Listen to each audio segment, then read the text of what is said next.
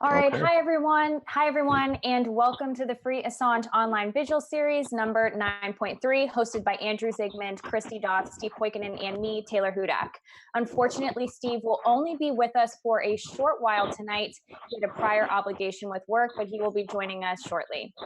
Now, we continue on with our week-long journalism special, and we will also discuss Pam Anderson's appearance on The View earlier today. And then Christy and I will talk about the double standard that's placed on Julian's female supporters. But before we get to all of that, we do have three special guests with us tonight. And our first guest is Tony Tig.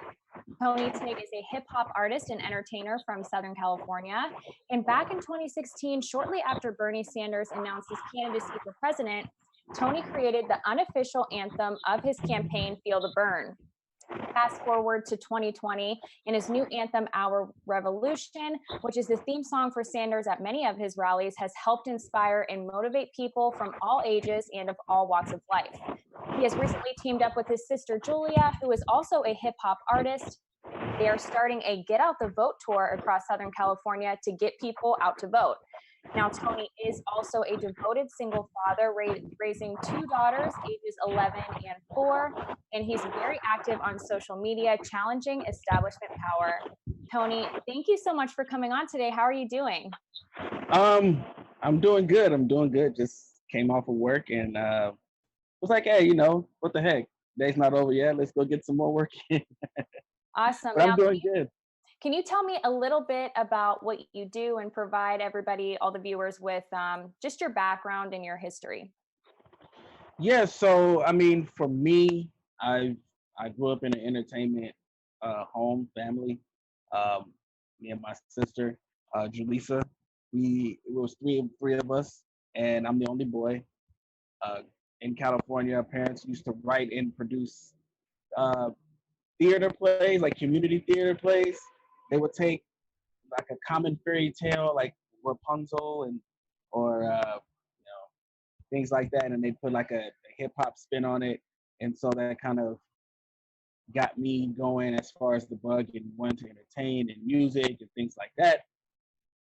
And then so from there, having to just experience different types of life and culture, having coming from California, then going to college in Oklahoma at one of the biggest Christian colleges you could probably name in Oral Roberts University. So then having that culture shock, and then coming back and being able to take that experience that I've gotten from life and then putting that into music and kind of what I do now, which my music didn't always gravitate towards being political, but as I wanted to make my voice louder, the politics just kind of came seeping through.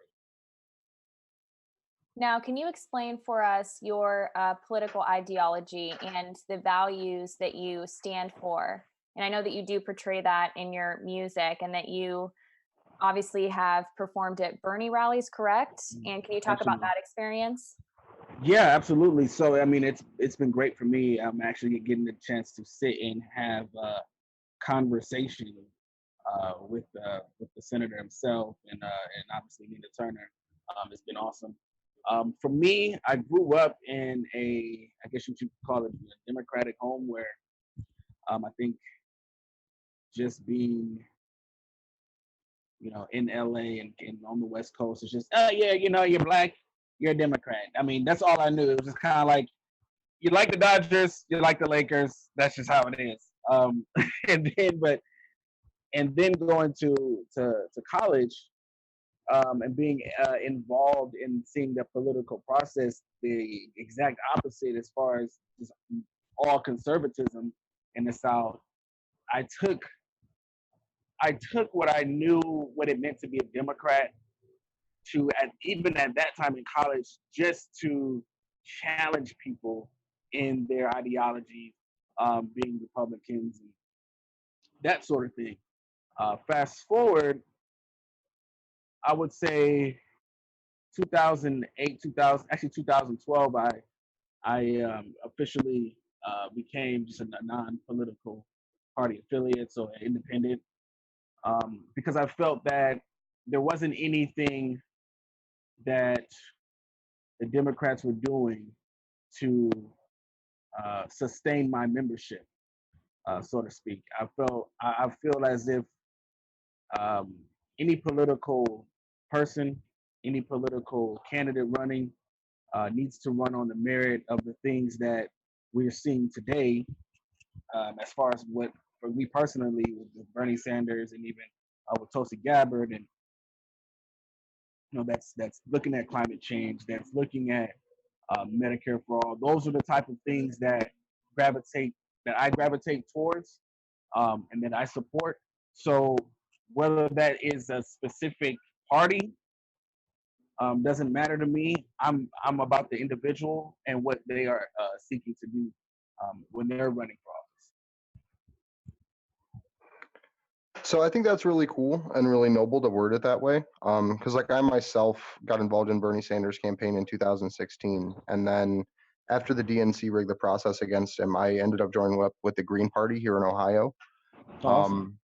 And so there's a lot of other political alternatives for people that are still interested in, I would call it party politics in a way, but like the political sphere that they can get involved and not have to be a Democrat, like being in no party affiliation or being Absolutely. a Libertarian or a Green. I voted for Jill Stein for the record in the 2016 election. That's for the record, just in case somebody wants to come back. He said he voted for Jack.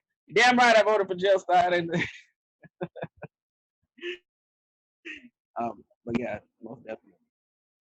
So could you talk a little bit, because you are you do run a YouTube channel, and I would consider you a journalist in a way, or not a journalist, but someone that uses free speech and uses these platforms. What have you experienced as far as like censorship goes on YouTube and Twitter and other platforms like that? It's funny because I think Taylor, I don't know if you had a chance to look at the info I sent you about my recent Twitter spat with Jason Johnson over on MSNBC, because me and my sister, we did a song pretty much going right at MSNBC and the mainstream media with their biased coverage with against Sanders, and look at the info I sent you. And so in doing that, it's funny because nobody responded to it. It had a ton of views the first day it was on Twitter, but none of the mainstream people that we named specifically, because it was funny because we did two versions. One version, it was general in its nature. They saw it, but they ignored it. Okay, but they kept with the smears. Second time, we dropped names. Jason Johnson happened to be one of them. Joy Reid was another. Neera Tanden was another. Deborah Messing, so on and so forth. Some of them are actors and actresses, and some of them are journalists, quote unquote. It's like the kamikaze of political rap.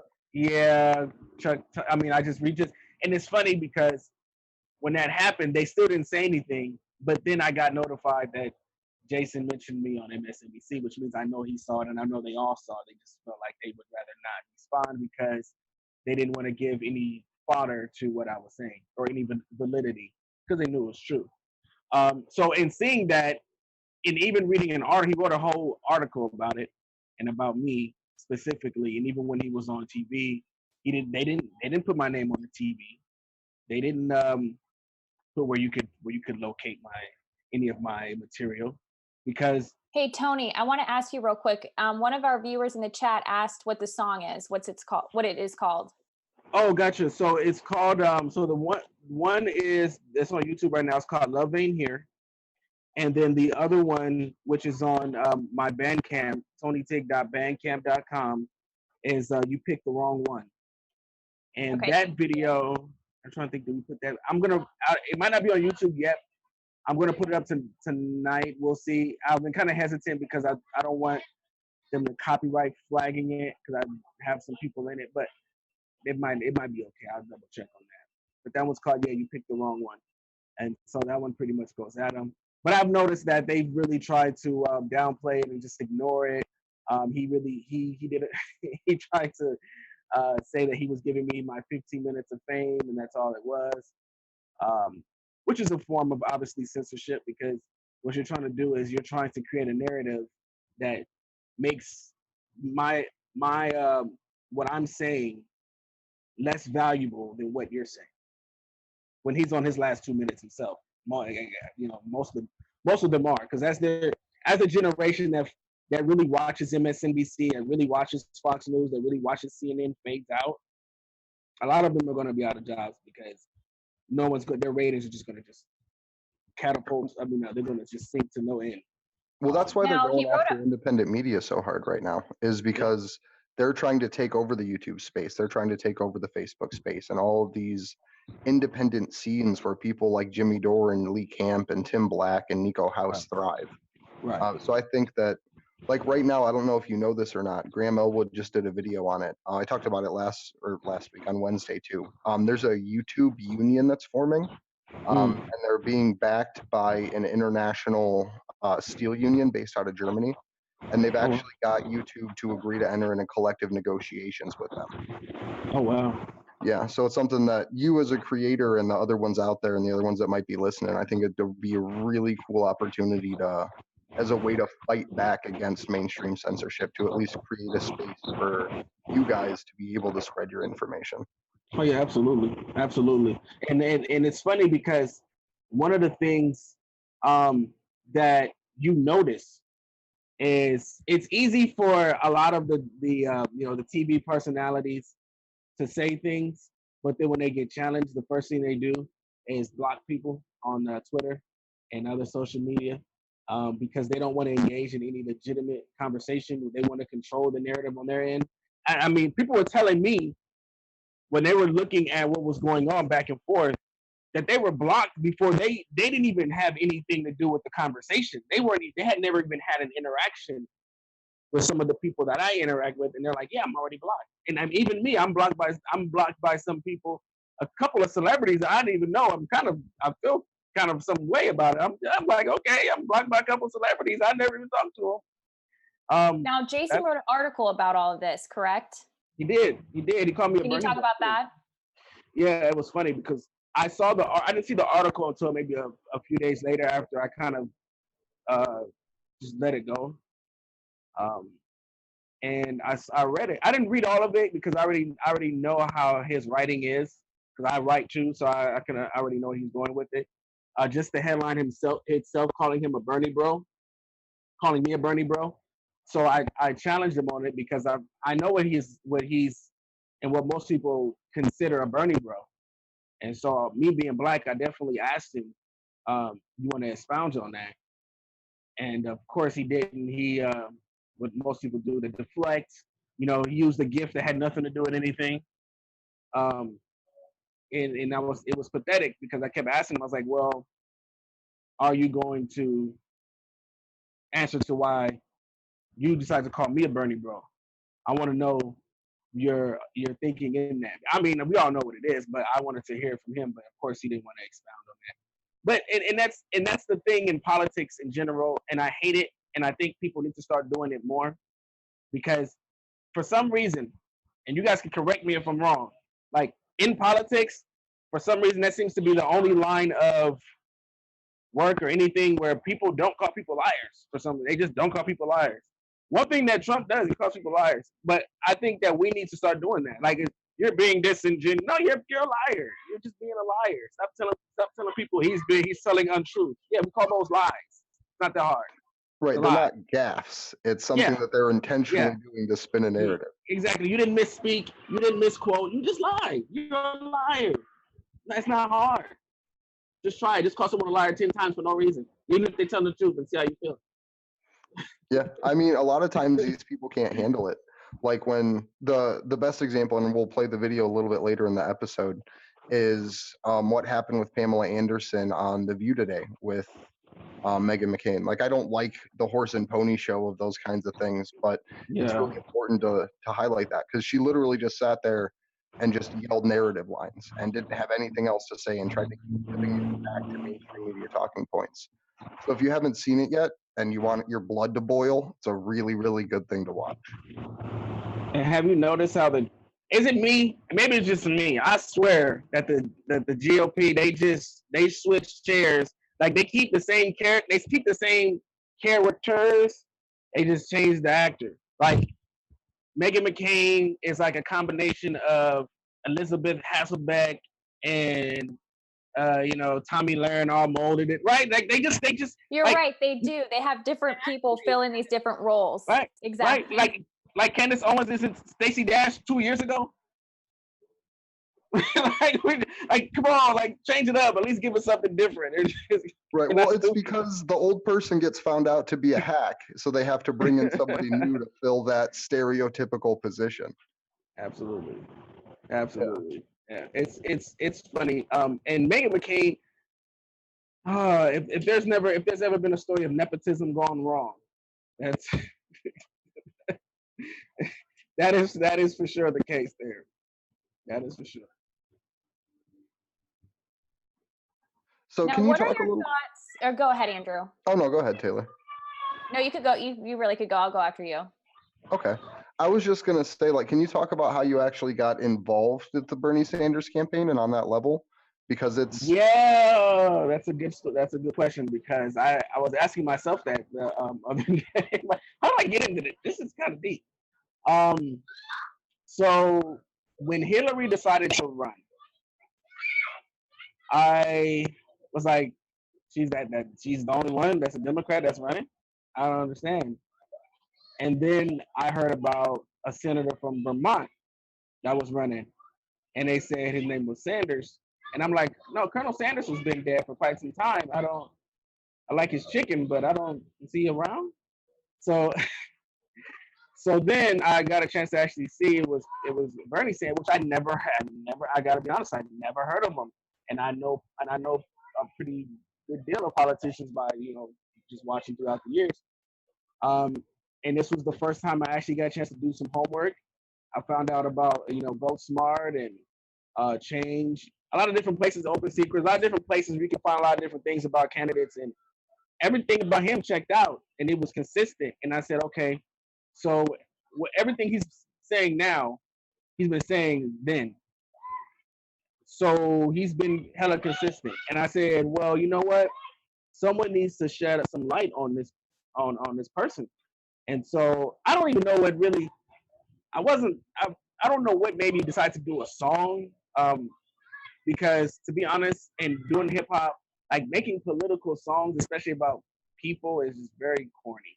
It's hella corny. And it can be very satirish. But I felt the need to like really get his message out. Because at least if you're talking about someone no one's ever heard of, people can be like, well, what the hell? Who makes a rap song about a 70-something-year-old politician, right? So I did it. I got a chance to do a couple of fundraisers. I didn't meet him or come in contact with anyone directly from his campaign at that time. I did meet Nina Turner, but at that time I don't even think she heard my song when I think she came later, right after I performed it. So no one really knew except for some of the outside of the realm of the campaign did. And but it really picked up with a lot of people. And I was really, really, really hopeful that he would win. I told my mom, I told everybody, I was like, if Hillary wins this nomination, Donald Trump is gonna beat the hell out of her. I said it. I said, because the only person that he could have beaten was her. And I knew it. And I think most people did. And the only person that, she could have lost to was him. If it was Ted Cruz, she probably would have won. The only people that didn't know that were the campaign strategists in the background. Right. And that came out with the Pied Piper email during the DNC and Podesta drops. I can't remember which one that was in, but it actually showed that they had pre-selected Republican candidates to try to elevate, and that Donald Trump ran away with that one. Like, he was the one that they were able to get people behind that Hillary thought she could easily beat. And so that's the part of the conversation that always drives me crazy when people talk about we hate Trump. They never talk about the person that gave them, like literally gave them Trump, like got the mainstream media to prop him up. Right. So it's crazy to me that Tony, we do have a question from a viewer. I want to make sure that we do get their questions in. This is from Propaganda, and they are asking, what inspires you to do art, Tony? So for me personally, every day that I wake up, and I see my daughters and I get them ready for school and things like that, I think about what am I placing in their hands once I'm not here. Um, and I apply that to everyone else's kids. Um, it's important for me to do things that inspire people, and myself. I don't have, um, if any, like profanity in my music, because not because I don't curse, because you catch me, playing basketball, watching sports, it's a different story. But I think it's important that that doesn't get muddled into what I'm saying. I think it's important that my message of positivity and making the world better stays front and center. And if it's not, then I feel like I've failed. And so for me, it's knowing that I am waking up, putting my best foot forward to be the best person that I can be, and helping um, lead the next generation to be better themselves. I think that's the most important thing for me as an artist. And then another question from Propaganda. He's asking, what made Tony support Julian Assange and WikiLeaks? Oh, listen, I think it's important for people, if you have the truth, to get it out. And Julian wasn't afraid to do that. Um, man, man, the fact that he was able to find out a wrongdoing, you know, and this is the thing that irritates me so bad, because you have a mainstream media who can create a narrative by taking pieces of what maybe have a slight ring of truth, maybe mostly no, but they'll take something to create a whole narrative, to frame a whole mindset of millions of people, right? Which is a form of mind control, right? And you have the platform to do it. But then you have someone who is presenting you facts and evidence and truth and saying, this is what they're keeping from you. That's the definition of journalism. Like, that's the definition. And for him to have been prosecuted for that, and is beyond comprehension to me. And then with the WikiLeaks, it's crazy because the DNC. This is the funny thing. So the DNC did that whole, when you catch your spouse cheating, and you go through their phone and you catch them cheating, and then the first thing they say is, "Why are you going through my phone for? Like, did you wait? Not the cheating part, not the cheating and the line and the stuff that you were doing. Why did I go through your phone that you left sitting right there with your you left it unlocked, you didn't have the block code on it. I'm looking right at it. Even if you did, you had it right there. You're not worried about that." And so it's the same thing. They never took accountability for any of it. They didn't even deny it. They're like, well, Russia and gosh, I don't know. Like, it was very sad. It's very pathetic.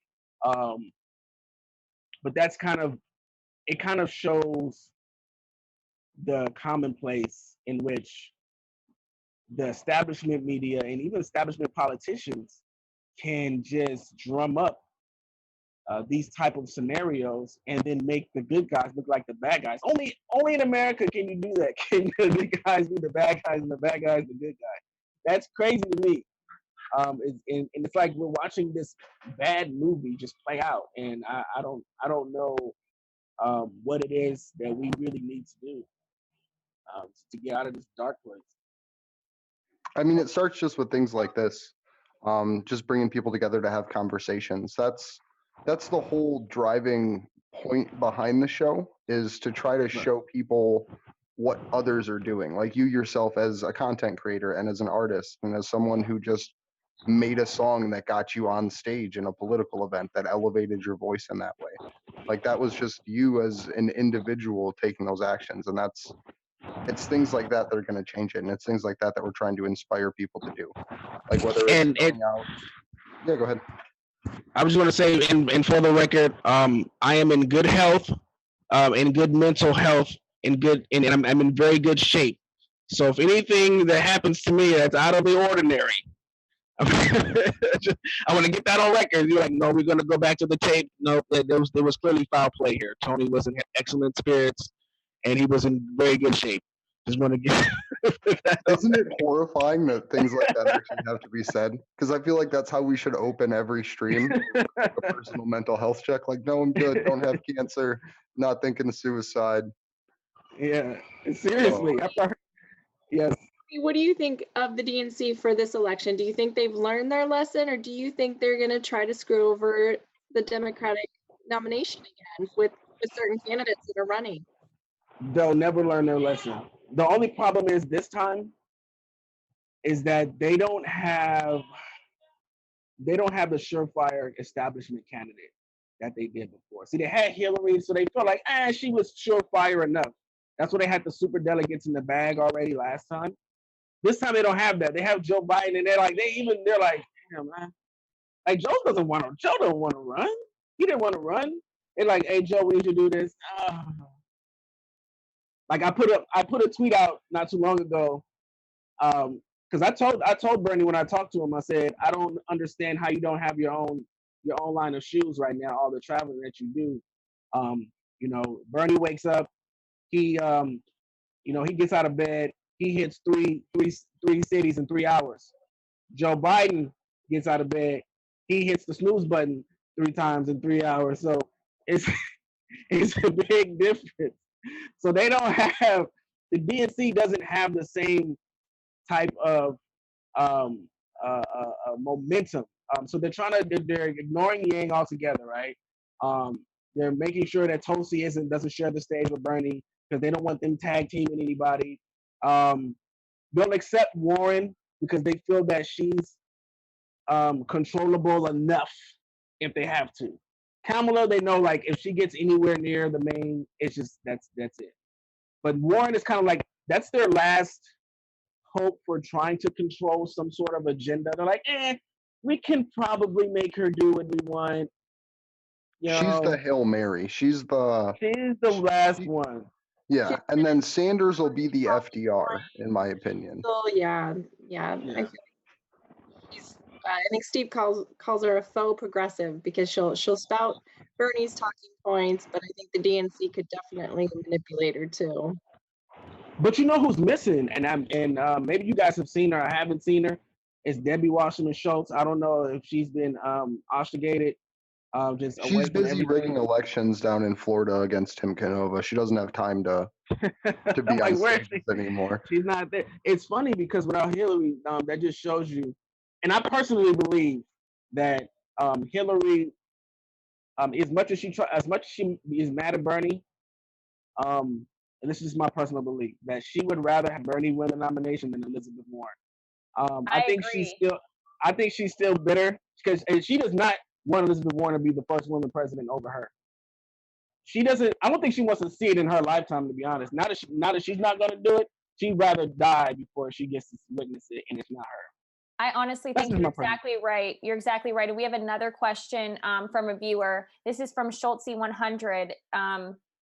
Here she is asking, Tony, sorry, the gentleman being interviewed. I guess that's not part of the question. But anyways, she is asking, what does this man think about super delegates? Those two worry me, and I almost lose sleep over them. The fear persists. I guess they're talking about Elizabeth Warren and Joe Biden. The candidates we were just speaking about. So it's funny because as soon as I'll never forget this tweet, because as soon as Bernie announced that he was running again, I sent out a tweet and I said, "Dear super delegates, don't even think about it. Sincerely, the people." And I had like so many comments on it because you had a lot of Hillary voters were still mad. They were mad at me for putting that out, like, oh, you're just ready to complain again and blah blah blah, which is funny because they complain that we complain about the super delegates, but they were complaining about the electoral college when they're like, Hillary got way more votes than he did. Well, there's a thing called electoral college. That's not fair. Well, it's not. What about the super delegates? Well, that's the way the rules are. Well, what do you want? It's the damn rules. So this is why I have a bit more respect for the GOP when it comes to the process of the primaries. Because here's what the GOP's mindset was going against Trump. Oh, we're not losing to you. We can beat you like straight up, fair and square. Like we ain't worried about you. We'll have George Bush. Okay, he's not gonna be George Bush. Okay, well we'll get Jeb. We'll get Jeb. No, we'll get Ted. It's not gonna be Ted Cruz. Oh shit, who we have left? Nobody. Okay. Shit. Like I mean, that's really how it was. I mean, they tried to legitimately just beat him. Like they lost. They were like, well, I mean, fair and square, they lost. The DNC doesn't do that. Like, okay, and the thing was, Bernie wasn't even he was considered a French candidate. So it was like, why would you start the rigging for a French candidate? But what they did was, here's the DNC's thinking. Oh, Bernie, you're running? Okay. So you're going to be down by 300 super delegates, just to let you know. You'll have a debate here and there. Oh, okay, you won. Okay, you won New Hampshire. Oh, that's cute. He won. Okay, he won here. All right, Bernie, what you doing? Oh, you won this state. All right, now, Bernie, you just slow down now. Slow down. You're not supposed to actually try to win this thing. And then by that point, they had to pull out all the stops when it came to the rigging, and just had to just throw everything to the wall because the little bit that they were doing in the beginning wasn't working. So then it was just like, oh, we're gonna do everything, and it just became more blatant and more blatant and more blatant to the point now we're at the convention, and it's like, nah, I don't know if you guys want to do this, which they did. Now, are you at all? I'm sorry, you could finish. No, you're good. No, you're good. I just wanted to ask you, are you at all disillusioned with Bernie's failure to really, address the DNC and about the rigging of the election in 2016? No, I'll tell you why I'm not. I get why other people are, because people are like, he endorsed Hillary and did all this. Yes, he did. And he did it because he knew he would be back in this position. I think deep down, Bernie knew she wasn't going to be Trump. And I think he knew that we would be back here again. And so he had to play the position, especially trying to get a Democratic nomination, being an independent and not having to go that route and do what it takes to get that, try to win a nomination that way. I think he just played the game the way they're playing it. I just think that he plans to be successful this time in doing it. But I understood it. He's been around politics long enough to know how the game is played, and he plays it to the point where he knows he has to play. So and that's why. Go ahead. I guess to kind of address that, just from my perspective, why do you want to gain power among war criminals? Like that's always been my question there, and I've never really been able to find an answer to it. But that's. Yeah. I think that's always the hard thing. I always remember. And I think that's where the humanism of a person comes into play, because then you have to think about what you're going to be sacrificing to try to gain a position that's going to help more people than it's going to hurt. And so I think that's a cost that every person has to bear, because not every politician would have taken that stand. I think that's the hard part that I'm sure maybe he's had to wrestle with behind closed doors. I don't know. One thing I can tell you is in talking to him face to face, the sincerity of his commitment to helping people is 100% there. The fact that it's so funny because I've told him the cerebral Bernie he is very enlightened about a lot of things. Because even when I was talking to him about the media, and I told him, I was like, well, don't worry, I'm gonna say the things you can't say, and he was laughing about it. But he understands what he's taking on, and it's just kind of this cultural underbelly. Because you got to keep in mind at the same time, no one is excused from being set up and manipulated in a way that it just would totally destroy his candidacy or whatever. I just think that he knows how to toe the line to make sure that he is either staying under the radar enough that he doesn't wake up some, I don't know, some other issues. I think there's a lot of things that we just don't see that we'll probably never know. Do you have a Free Assange song or a song about Julian? No, it's funny because I started to Julian song. I said, but I really, in doing it, I want to really, really, really, really get a very powerful voice on it. I'm trying to decide the angle I want to use on it. I don't want to just play out the narrative of just Free Assange because I really want people to understand what it means and what's at stake in doing that.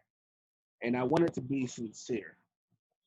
That's 100% important to me in my music, is that it's always sincere. Because if it's not sincere, and I tell everyone that just doing music, no matter what the topic is, if it's insincere and it's not coming from your heart or your who you are, your core, then it'll project itself in the music. And so I don't want to do that. I want to give an authentic voice to Julian, and I think I can do that. So A great I would source of definitely be working on the inspiration, song. I would say, would be Julian's books, like especially cypherpunk, because there's just so much information in there. But I do want to ask you a question. Well, not a question, but just kind of a statement so you can talk about what you're doing out there. There's been a Sure. lot of voter purges going around.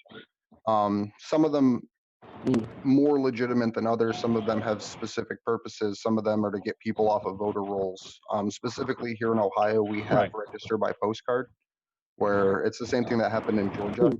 where they send us a bunch of postcards in the mail, and if you don't respond, you lose your voter registration. So I think the campaign you had talked about trying to build voter registration as a movement out there. Could you talk about that a little bit and how you're doing that? Yeah, I mean, I think, which sucks because you see it play out a lot in the elections, and it hurts my feelings in the sense that they try to stop individuals from being individuals. Um, that sounds very basic and simple, um, but I think if everyone could think about that for a minute, is voting is as individualistic as it gets, right? Um, People will tell you. Now more people talk about who they vote for and this and that and the third, but it's always been so important that people, they would tell you how many people they slept with before they tell you who they voted for, because that's how important it was. It's true. Um, and to see that happening, especially in states like Ohio, which for some reason Ohio is like the Al Capone of voter suppression up there. It is no joke. California, it's a little different, but at the same time, I talk to people every single day who, one, either aren't registered to vote, don't care to vote, don't know about the candidates, don't know what's at stake, and all these things. They don't understand. And so I tell them, all the time the importance of that, and not just in the main elections, but just in the local elections, just in certain bills that are trying to get passed, people are trying to push through. These are things that are important. You don't think they're important, but they are. If they weren't important, then they wouldn't be trying to purge rolls. That's why I always, if you tell people, if this isn't important, if voting's not important, then why do they try to stop people from voting if it's not important? Why do they come up with such propaganda to push a candidate as opposed to another candidate? Why is that? if it's not important? It's important to somebody. It's clearly important to somebody. And now as we get older, you start to see who those somebodies are, you know. And it's just unfortunate. But I think once we build this awareness of really what's going on and how we are all enemies of the state to some degree, then I think we can start, you know, turning this thing on its head. So Propaganda in the chat wants to know what your thoughts are on Tulsi and her support for Julian Assange. Yeah, I have no idea on who on earth doesn't agree with Tulsi and her stance. And I've said this time and time again, which I get into little spats on Twitter because it's weird because some, you know, Bernie supporters don't like Tulsi and blah blah. It's a weird kind of faction. But I've ever since she decided to, you know, withdraw herself from the DNC party in support of Bernie, I've always been a supporter of Tulsi, and I think she has the courage to say and do a lot of things that a lot of other politicians can't say, which is why I think they're trying to keep her off the stage with Bernie, because Bernie can't go as far as she can. She can go a lot further in doing things and saying things that he can't. You know, like the whole thing with Kamala, he couldn't have attacked her that way. It would have been looked at a lot differently. She can, and they didn't want to risk that her being on the stage again, especially with Elizabeth, because then if you put her on the stage with Warren and Bernie and Biden, it would be good night for the establishment. Do you think that's why Bernie hasn't specifically said Julian Assange's name, that he is kind of being held to a different standard, whereas Tulsi has come out explicitly in defense of Julian and WikiLeaks, in your opinion, at least? Yeah, I think Bernie in general, you know, I think Bernie in general can't. He has to really be careful on a lot of his extremism, and then you got to keep in mind, like, part of what Bernie's going to say and what he's not going to say is not just that. It is still coming back. It's still coming back from him being an old, a more seasoned, older candidate. I mean, it is what it is. Not age in the sense of him being old, but in the sense of he's still going to be a traditionalist to some things. Like, well, we can't go that far yet. I want to hold this until maybe later. As opposed to younger generation, like, no, we're going to talk about it now. We want it now. We're going to throw everything. We're going to answer this, and that now. He's more of there's a time and place for everything. He's still kind of candidate. And of course, everything that he says is scrutinized. Every single thing at this point. So whether he takes, I mean, they were scrutinizing him because he didn't take a hard stance on saying that he would look to ban every single drug there is known to man. You know? Yeah, let's start with marijuana, but what about heroin? Oh my God, he said, because then if he says, you know, well, heroin, we're not gonna, if he says anything against that, then like he's gonna let everyone just smoke heroin and crack cocaine. That's where you have to have the Ron Paul defense, where you literally ask the room of people on the debate stage, if heroin were legal, who in this room would do heroin? Nobody, because it's fucking heroin. And there's no reason for it to be illegal because people that don't do heroin aren't gonna do heroin.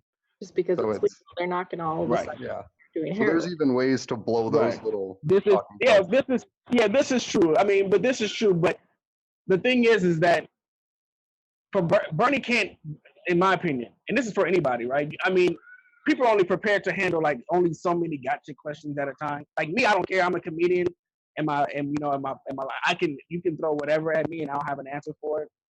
Everyone's not going to have a quick-witted answer for every single thing.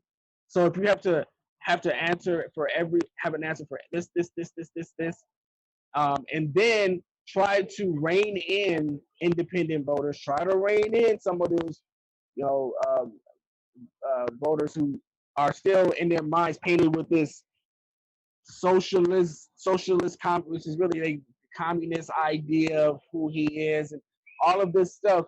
It was going to make for an uphill climb. I think right now he's just trying to. I think it's important right now for him to get the nomination. That's going to be the hardest thing. Right, I think for me, if once he gets the nomination, then it's downhill for him. Then he can throw caution to the wind. Now, I think it's like let me get through these first 3 primary states. I mean, this is what I'm thinking his team is thinking, and maybe him to some degree. Like, let me get through these 3 primary states. Once I get that in the bag, then we going all in. I think that's part of the Do you strategy. think Bernie would jail the war criminals that were exposed by the WikiLeaks revelations? I think if there's if there would be a president to do it, it'd be him. I think that he's not going to be afraid to jail those who have done wrong that need to be brought to prosecution for sure. And that's what gives me a greater faith in his campaign, because I know that if there's any a president to do it, it'd be him. Even when I have conversations, excuse me, about when it comes to reparations, for example, I'm like, well, look, I mean, if there's anybody that's going to listen to the conversation about it and read any kind of legislation to get something passed, I think he would be the president to do it. And get anybody else in there, he's not going to give it a second thought. So even with all of these ideas, who gets prosecuted, who gets pardoned, these type of things, I think it's very important. And I don't have a doubt in my mind that he would do that, given an opportunity. So I know that you do have to head out soon, Tony. I do want to say, though, that we look forward to your song that includes Julian Assange, because we believe you're definitely the one to do that and be really effective with it as well. But before you do head out, please provide some final statements, some final thoughts, what you want to leave off with, and then also let everybody know where they can find you and contact you on social media. Thank you so much for coming on. Really appreciate it. No, thank you for having me on. So I would say this. Right now, this is probably, I would say, the biggest election that we have. They say hindsight's 2020, and damn it, we are in election 2020. So it's not a coincidence. I think that everyone needs to do their very best to look out for those less fortunate, to make sure that we protect the rights that we have. Especially, I mean, if you look at what Julian's going through, what he sacrificed for the greater good. I think if there's anything that we can learn from him is sacrifice. You can't be afraid. That's one thing I learned, and even in my music, and being able to say, you know what, man, I can't worry about what actions might take place from me telling my truth, and for me telling the truth about what I see happening right now. So we do that, I think we'll be in a good place.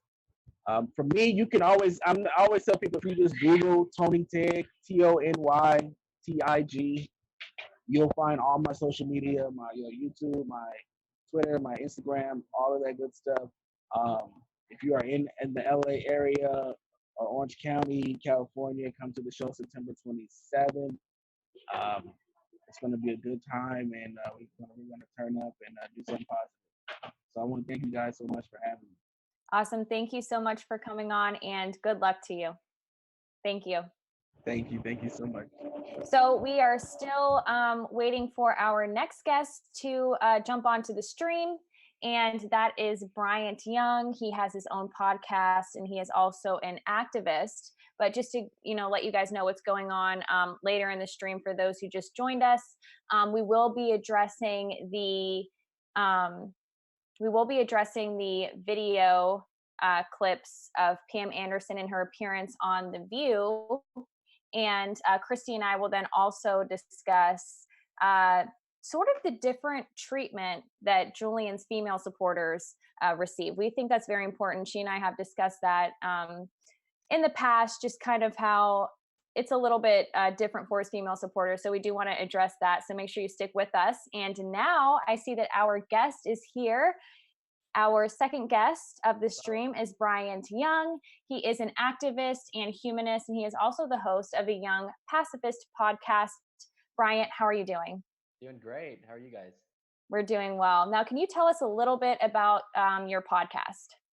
Yeah, so it's called the Young Pacifist, and as you could probably guess from the name, it's primarily motivated by anti-war sentiment. And I am a student at UT Austin, so it's just trying to educate on the issues of this disturbing fact that the United States is the greatest empire in the history of the world, and trying to mobilize student support around a new anti-war movement.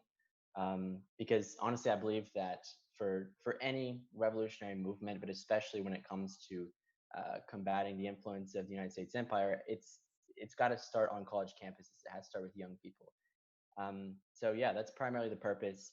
And we've been recently been digging into the influence of defense contractors and sort of the horrors of how they, as the war profiteers, spread death and destruction and make a dollar off of it. So that's what we've been doing recently. And yeah, so it's primarily a student-led anti-war podcast just to mobilize a movement. That's really cool because that's in a way what we're trying to do here is get people active and engaged in doing what they can with the time and money that they have. The term we use is the idea of personal protests and decentralized activism. Because we saw just being activists, a lot of friends and people we were close to end up going in jail during the Occupy movement because of how deeply infiltrated the Occupy movement became. So we're trying to promote the idea of getting people engaged in the world in a way that puts the activism with them and their friends. And then if they meet someone else, get that person to start acting on their own, um, or in coordinated at public events and things like that, but to prevent any type of like escalated situation where you would be infiltrated by agents. So I think what you're doing is super cool with that anti-war pacifism message, because I think nonviolence is the only way we can get out of the situation right now because of the technical advantage, so to speak, of the people that we'd be fighting against. Yeah, no, So for sure. Brian, since you're on a college campus, what kind of response are you getting from your podcast? Mostly good. Now you just, it is a grind because you run into there's the mainstream media is so effective at disseminating propaganda, and there's this bipartisan consensus for war that instills this, mythology of American exceptionalism. And so you do butt heads with that. But I think UT is a pretty progressive campus, at least as far as the students go. So feedback's pretty good all around. A lot of support for Bernie on campus, and I think Bernie's the closest thing to an anti-imperialist in the race. So yeah, honestly, all around pretty good support. I've had a lot of people reach out. One of the most important things we want to do is to feature young people, young activists, to kind of empower other people, because that's ultimately the most important thing. I don't see myself as like a media host or anything. I see myself as an organizer, and that's the experience that I have, is working on campaigns and organizing students. So that's all we want to do, is empower young people. So this is something I learned organizing with the Green Party. There's a back-end software that almost every college uses for internships. Yeah. I think it's called like My Class or My Internship or something like that, but it's a really good tool for spreading ideas cross campus, because it's essentially a way to connect with other like-minded people looking to be engaged in that same topic in a way that could potentially get them college credits. Um, so I think that may be something really cool to look into too, is as you grow what you're doing in your local college, reach out and see if you can get internships set up at other colleges for the same idea, to get people acting in that way too. So that may be something that would be really cool. So I do want to address one thing about academic institutions and their lack of support for Julian Assange, which was mandated by the government, as made known in when Google met WikiLeaks. And I've experienced this myself. I don't want to get too much into it, but academic institutions, especially journalism schools and schools of mass communication, do not favor WikiLeaks. Many of those in academia claim that Julian Assange is not a journalist, when they know very well that the United States government doesn't make that distinction between who is and isn't a journalist. However, they do this, and they definitely try to suppress people from using WikiLeaks as a source in any of their work. And I find that to be extremely problematic, that there's this sort of like censorship, and they're not allowing people to kind of think freely and act freely. Do you ever experience that? And again, if you don't feel really comfortable talking about it, that's fine, but feel free to elaborate as much as you would like.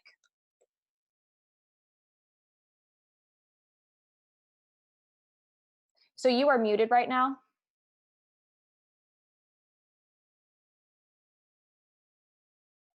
Can you hear me now? Okay, great.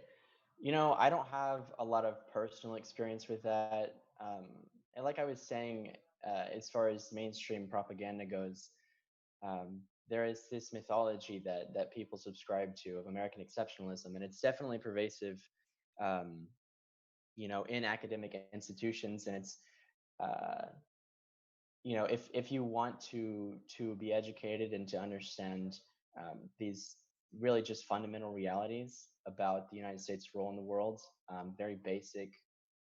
There's nothing radical about people like Assange's perspective on the world. You have to do your own digging, and so I'm not, personally familiar with academic institutions or schools of journalism and that kind of suppression, but I don't doubt it at all. Um, and like I was saying earlier, it really is a grind to educate people, just because of how deeply ingrained it is from such a young age, from elementary school. So yeah, I guess that's.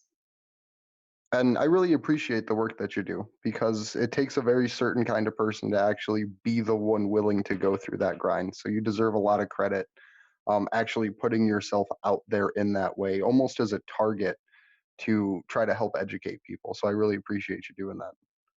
Yeah, I really appreciate that. And it's honestly, I just see it as, someone who has an amount of privilege. I see it as sort of just a responsibility, to use the privilege that I have to try and educate and try and promote this message of international solidarity, because um, you know people around the world just don't have the same sort of luxury.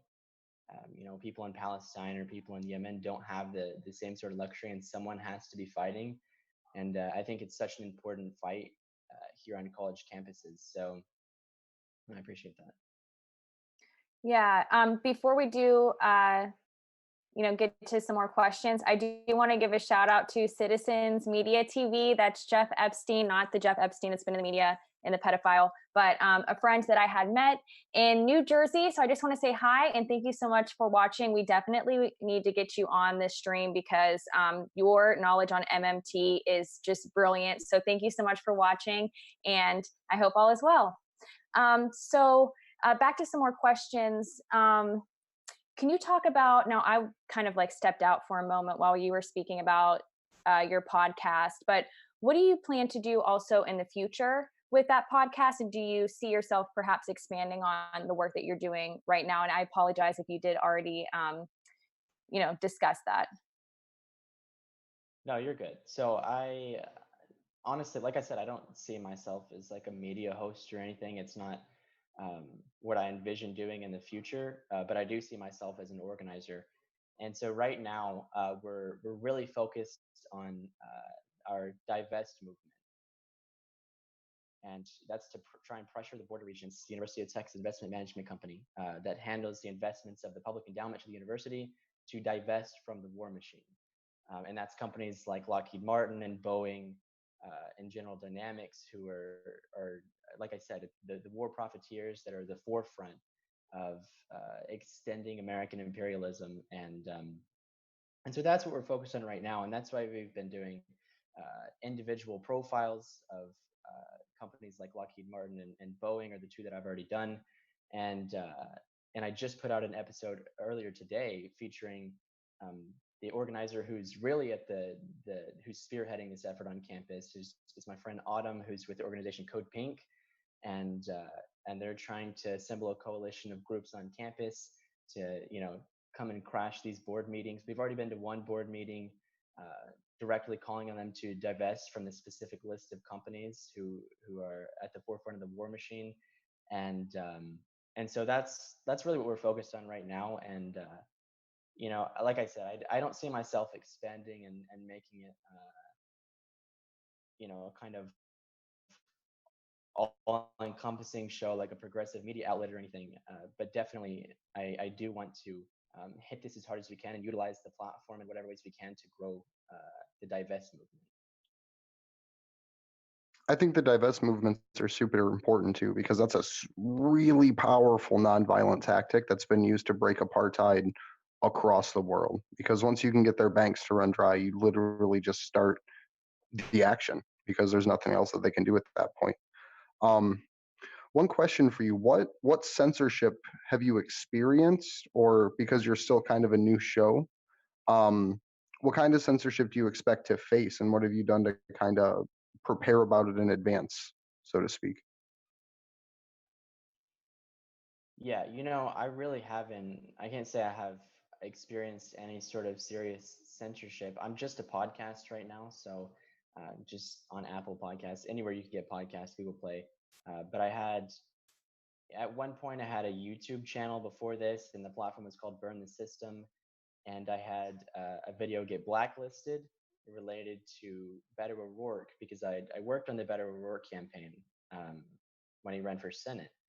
And I sort of put this video out saying, "Hey, jump ship on Beto. He's a terrible candidate for president." And the video was blacklisted on YouTube, which is unfortunate. But other than that, I don't really have. I can't say I have a lot of experience with censorship. I wouldn't be surprised if some of the episodes start getting blacklisted. I'm pretty explicit about saying Lockheed Martin is responsible for dead babies in Yemen, and so I wouldn't be surprised at all. And at this point, I can't say I've prepared. I've done anything in preparation. I'm kind of just putting myself out there and going all out, and whatever happens, I guess we'll deal with it when it happens. But yeah, I would never want to censor myself or anything or try and dilute the message. So And I really appreciate that, because self-censorship's a big problem throughout independent and especially progressive media.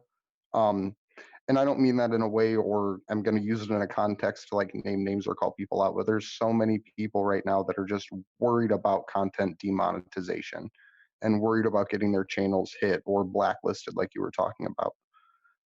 So there's just massive things that just holes that are being left out in the story about Julian Assange and the things that are happening now. Like, I don't think I've seen one video about Jeremy Hammond as he goes into jail because it's something that isn't okay for the narrative to talk about. So you being unrelenting about that, it's a really big breath of fresh air, because there's a lot of people that try to dance around the edges and don't go straight at the heart of the problem. What are some ways that you'd think, aside from, well, I mean, maybe along with divestment, but things that people can do just in their personal lives to help fight against the war machine? yeah, well, I think you have to start with yourself, and you have to start by digesting some real media. I think you have to start with independent media and sort of broaden your own understanding of the world. Take from more legitimate sources that are not a part of the American corporatocracy. And then from then on, I think a big part of the organizing work that I do for campaigns and stuff. One of the most impactful things you can do is mobilize your own network of friends and family. And so it may not seem like a huge thing to convince one of your friends or sort of open their eyes to um, just how busted our democracy is and how worthless platforms like CNN and MSNBC really are.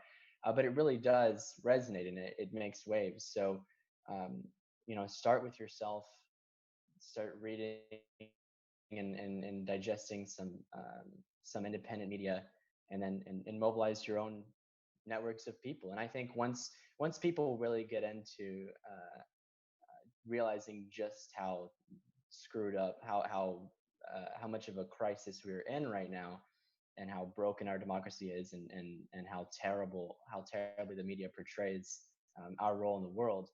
I think from then you've got people pretty much on a hook, and they'll start organizing, and that's when you get out in the streets. So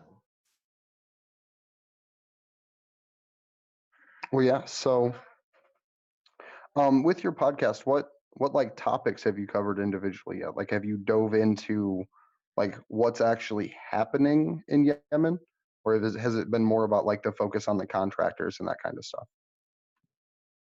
yeah, of course. So with every single episode, I want to give good context. So every episode that I've mentioned any contractor selling to Saudi Arabia, I do a brief context of the history of the civil war going back to the Arab Spring, and then the seizure of power by the Houthis in 2015, and of course everything that's happened since with the suffocating blockade.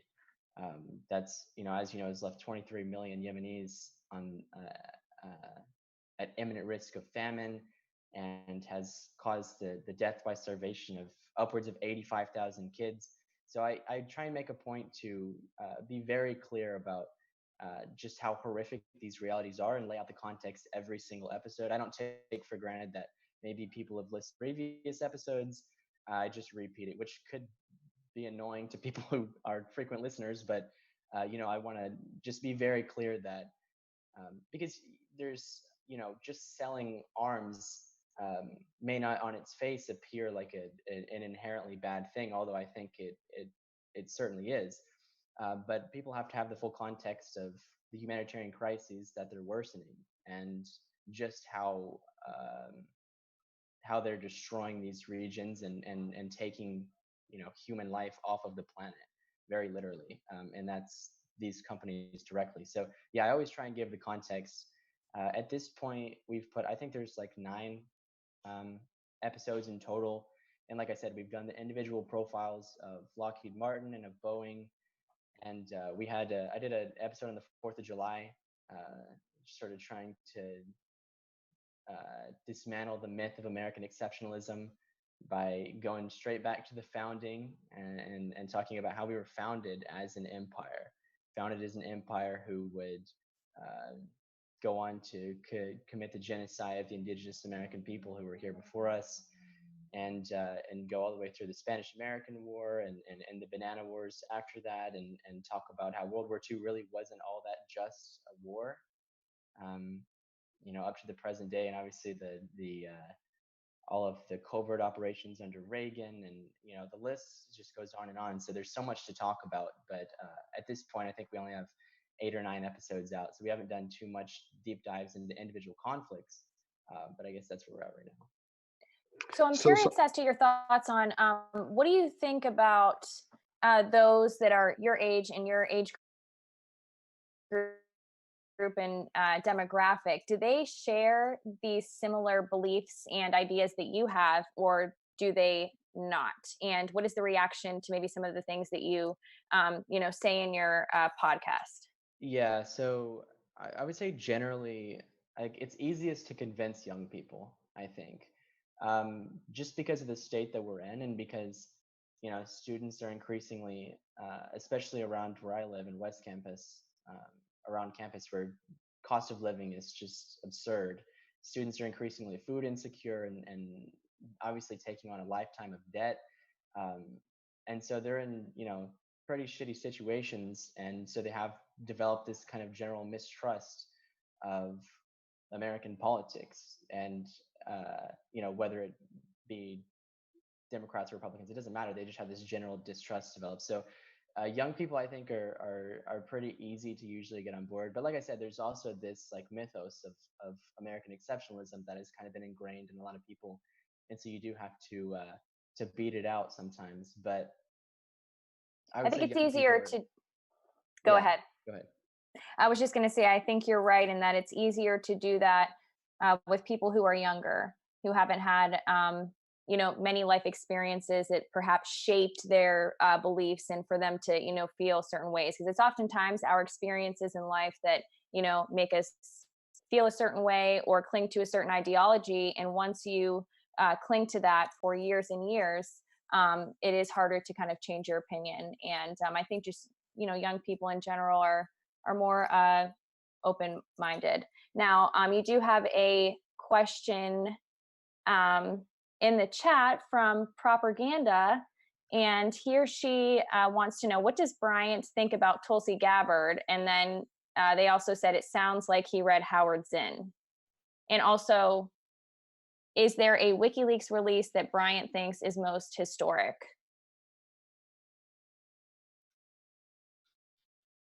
I do read Howard Zinn. Okay. Yeah, I read a lot of Howard Zinn. I love Howard Zinn. I take a lot of inspiration from Howard Zinn. Sorry, what was the other question? There were two others, right? Yeah, I'm sorry. I probably shouldn't have read them all at once. But the other question, well, first of all, he or she was asking what your thoughts are on Tulsi Gabbard. Oh, okay. Okay, I appreciate a lot of the productive rhetoric that I think she brings, because when you're on the debate stage with people like Tim Ryan, there's like, these people are just radical extremists, warmongering extremists, I think, and so she's somewhat of a rational voice, at least in rhetoric, in a lot of important ways, and I like that she points out how wasteful regime change wars are and have been historically. But I do wish I got more of a message of international solidarity from Tulsi Gabbard. And so when she talks about Iraq, she talks about how wasteful, expenditure-wise, these wars were, and how the impact on Americans was terrible. But we invaded them, and I think that's something that she doesn't talk about enough, is about the impact on the 200,000 plus Iraqis that died as a result, and however many millions more were displaced, and about the long-term impacts on the region. Really? I think she does, though. I think she does. Maybe you feel that she doesn't enough, but I think that she does say that, we really are negatively impacting people who do live in these countries. And again, she was a, soldier, so she was there. So I think it makes sense that she would kind of reflect in on her own experiences. But, I guess that's up to everybody, in their own opinion, if she, doesn't do it enough for you. But she has extensively said that we invaded them, and that it is on us and our fault and wrongdoing. Yeah. So No.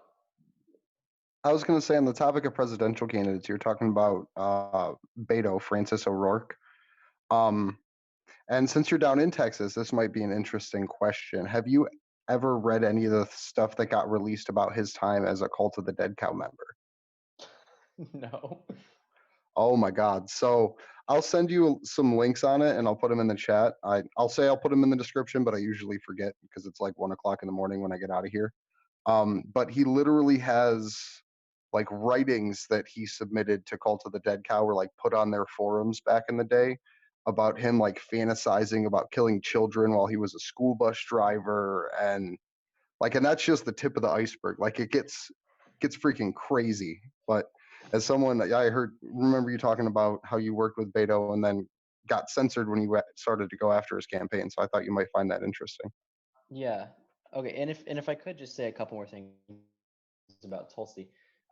Like I said, I really appreciate a lot of the things that she's saying rhetoric. I don't appreciate her rhetoric on the drone assassination campaign, and which very literally amounts to a state terror campaign that's far exceeds any other terror operation around the world at this point. So I don't appreciate that, and I think it would be really I think it would be a really bad idea to not seriously acknowledge the things that she said about Narendra Modi, and considering his record as being ruthlessly oppressive to a religious minority, and handling the situation in Kashmir so poorly.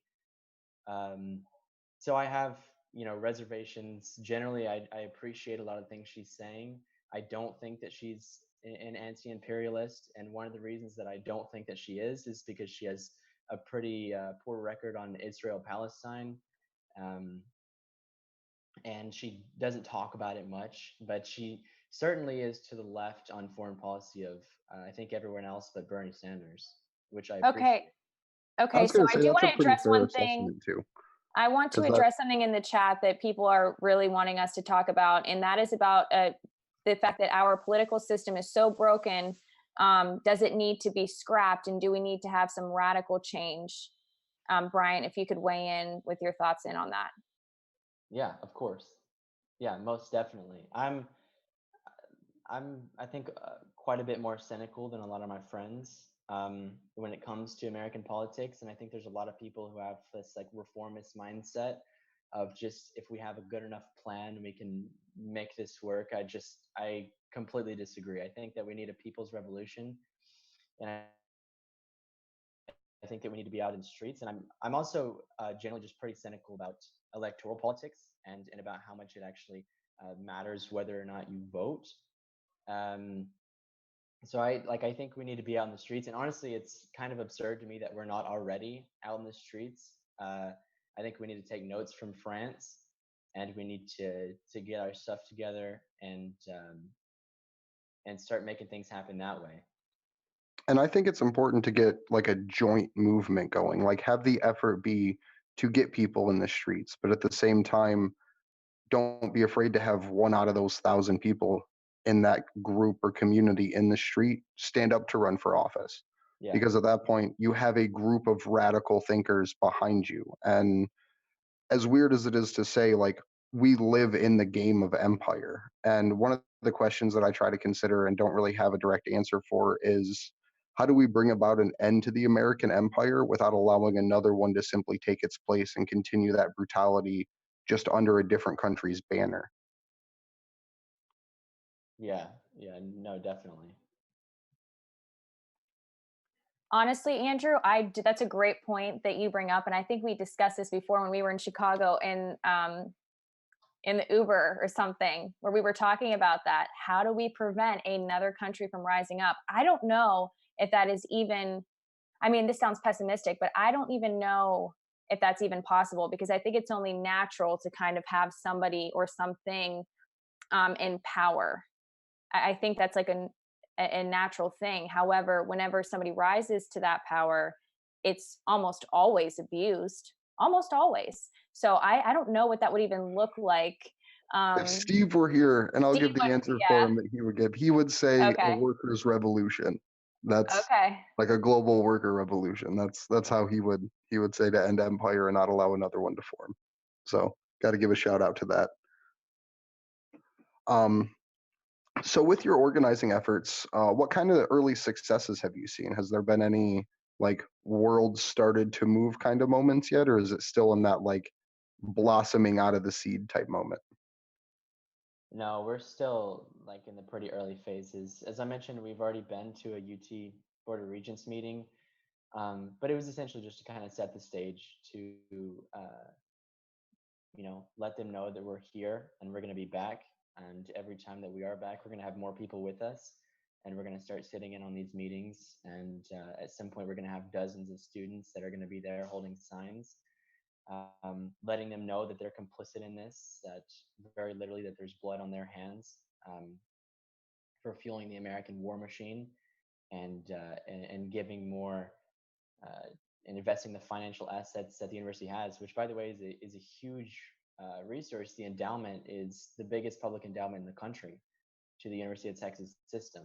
So this is not a small, financial resource, but ultimately it really isn't even about the money, because we take the money out, and while it certainly would have an important impact, taking those financial resources away from them, ultimately these are still huge multi-billion-dollar companies. Lockheed made 40-something billion dollars in arms sales in 2017.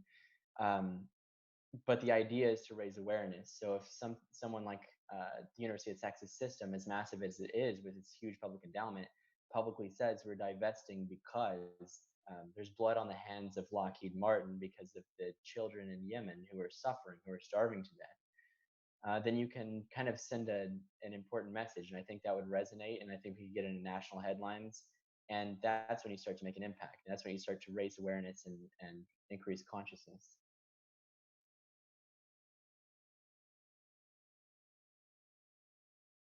Sorry, I was muted. Yeah, absolutely. So something cool too, and it's something that Taylor and I started doing here locally and have gotten other people like around the country, but also around the world to start doing, is hanging up signs in public spaces. I prefer utility poles.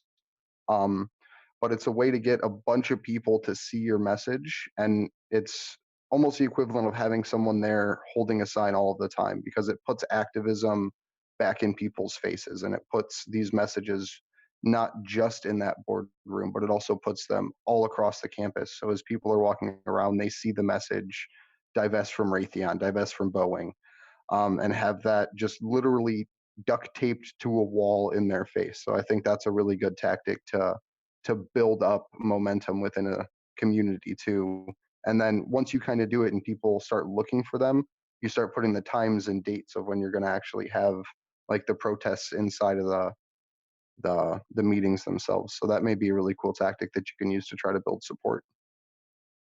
Yeah, I completely agree. There's plenty of groups too who've utilized something similar to that. The Palestine Solidarity Committee did something similar to that last semester, where they just had these huge wooden signs right in the center of campus, right in front of the student union, that laid out all the ways in which Israel is upholding an apartheid state, and it did it in very specific, explicit terms. And I think it got a lot of people talking, and certainly there's a lot more people that came to their next few events as a result of it. So yeah, I completely agree. So YVIY1 in the chat said, what a great young man. They really like what you have to say. And I think they really appreciate that you are working so hard to really make a difference, and that you care about issues, and that you seem to be very focused. So the people in the chat are definitely, big fans here. Also, earlier in the chat, Propaganda asked what WikiLeaks leak you think is the most historic. I think probably the Iraq war logs certainly woke a lot of people up, and of course the horrors that followed, and the things that were done to Chelsea Manning as a result, are just terrible. But I think in terms of impact, probably the Iraq war logs certainly is what started me on reading some of Assange's stuff in WikiLeaks. I obviously wasn't reading it then, but it's the first thing I got into, and so yeah, I'd say in terms of impact, probably that. That's great. So perhaps we could start wrapping it up. Oops, we have somebody with us now, actually. Everybody's been asking where he's been tonight. Steve Poikinen is now with us. Steve, we're really happy that you were able to make it on. I don't know if you caught any of the stream. I know you've been working, but I'll just hand it over to you, since I know you don't have a whole lot of time.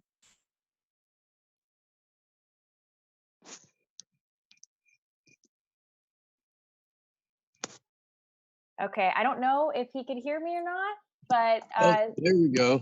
Okay, hi Steve. Did you hear me? I gave you a little introduction, but thank you so much for coming on. Everybody's been asking where you've been. We told them that you were going to, eventually get on the stream for a little bit, and that you were working, but I'm going to hand it over to you because I know you don't have a whole lot of time. Okay, I'm not even sure where we are though, so maybe you could bring me up to speed for a second, because I am on my break at work. Okay, so we were just, we have Bryant Young with us, and he has his own podcast, and he's in college, and he's just a very knowledgeable young person who is an activist, and he is really doing a lot of great work. So we've been speaking with him about that. And then earlier we did have Tony Tig on, as you know, and we were talking to him about his songs, and he said that he is going to be working on a song about Julian Assange, but he wants to make sure that it's just right. So we told him we look forward to hearing it. And he told us that he's going to continue to stand by Bernie, and he supports some of the points that Tulsi has made. And yeah, that's kind of where we're at right now in the stream. Did we get an answer out of anybody as to why Bernie doesn't say Julian Assange's name out loud? He kind of touched on it. Andrew, do you maybe want to, recap what he had said about that? Yeah, it was basically I'm gonna have a surrogate talk for me in that regard kind of point. Like I don't wanna take that many knives in the chest at the same time. Where is that surrogate? Does that Tulsi surrogate exist? is pretty much the surrogate on that. Who is? Tulsi, I would say, is pretty much the only surrogate that he has doing that. I mean, are we considering Tulsi Gabbard a Bernie Sanders surrogate? I thought she was her own person with her own presidential campaign. Why would you pass that off onto somebody? Okay. I don't. I agree. That's bold and pragmatic, right? Yeah, I agree with you, Steve. I think that he needs to be held to a greater count. And I've always cited your article that you wrote for ActionForAssange.com. Propaganda is weighing in here. He or she is saying, ha ha ha, I love Steve. Steve, you rock. So people are really resonating with what you're saying right now. I'm sure you have more to say. You're a badass, brother. Propaganda is a gentleman named Quinn who is also a mean little guitar player in his own right. So I do have a short time. I wanted to kind of touch on some weird stuff that has happened to me surrounding this whole experience with the Free Assange vigils and whatnot. I get emails and DMs, and I occasionally get text messages and phone calls from people who were part of my life at one point, moved on a little bit, who have basically asked, why are you defending this person that I have been told is a bad person and who I think should swing for what he did to our country. And 9 times out of 10, these are people who would identify as liberals or Democrats. And the thing that I have found that just snaps them into attention faster than anything else is how odd that you would align yourself with the Trump White House and Bill Barr's Department of Justice on this, because they seem to be unaware that the Trump White House and Bill Barr are responsible for filing these charges. Finally, the sleeper warrant that has existed since somewhere around 2010 finally came to fruition under the Trump administration and with former CIA agent Bill Barr. And here you have people who are, run of the mill, I guess, ordinary, mainstream media fed liberals who are patently unaware that they are siding 100% with this person that they have built up into their own heads to be a monster. So if you can, you're exactly right.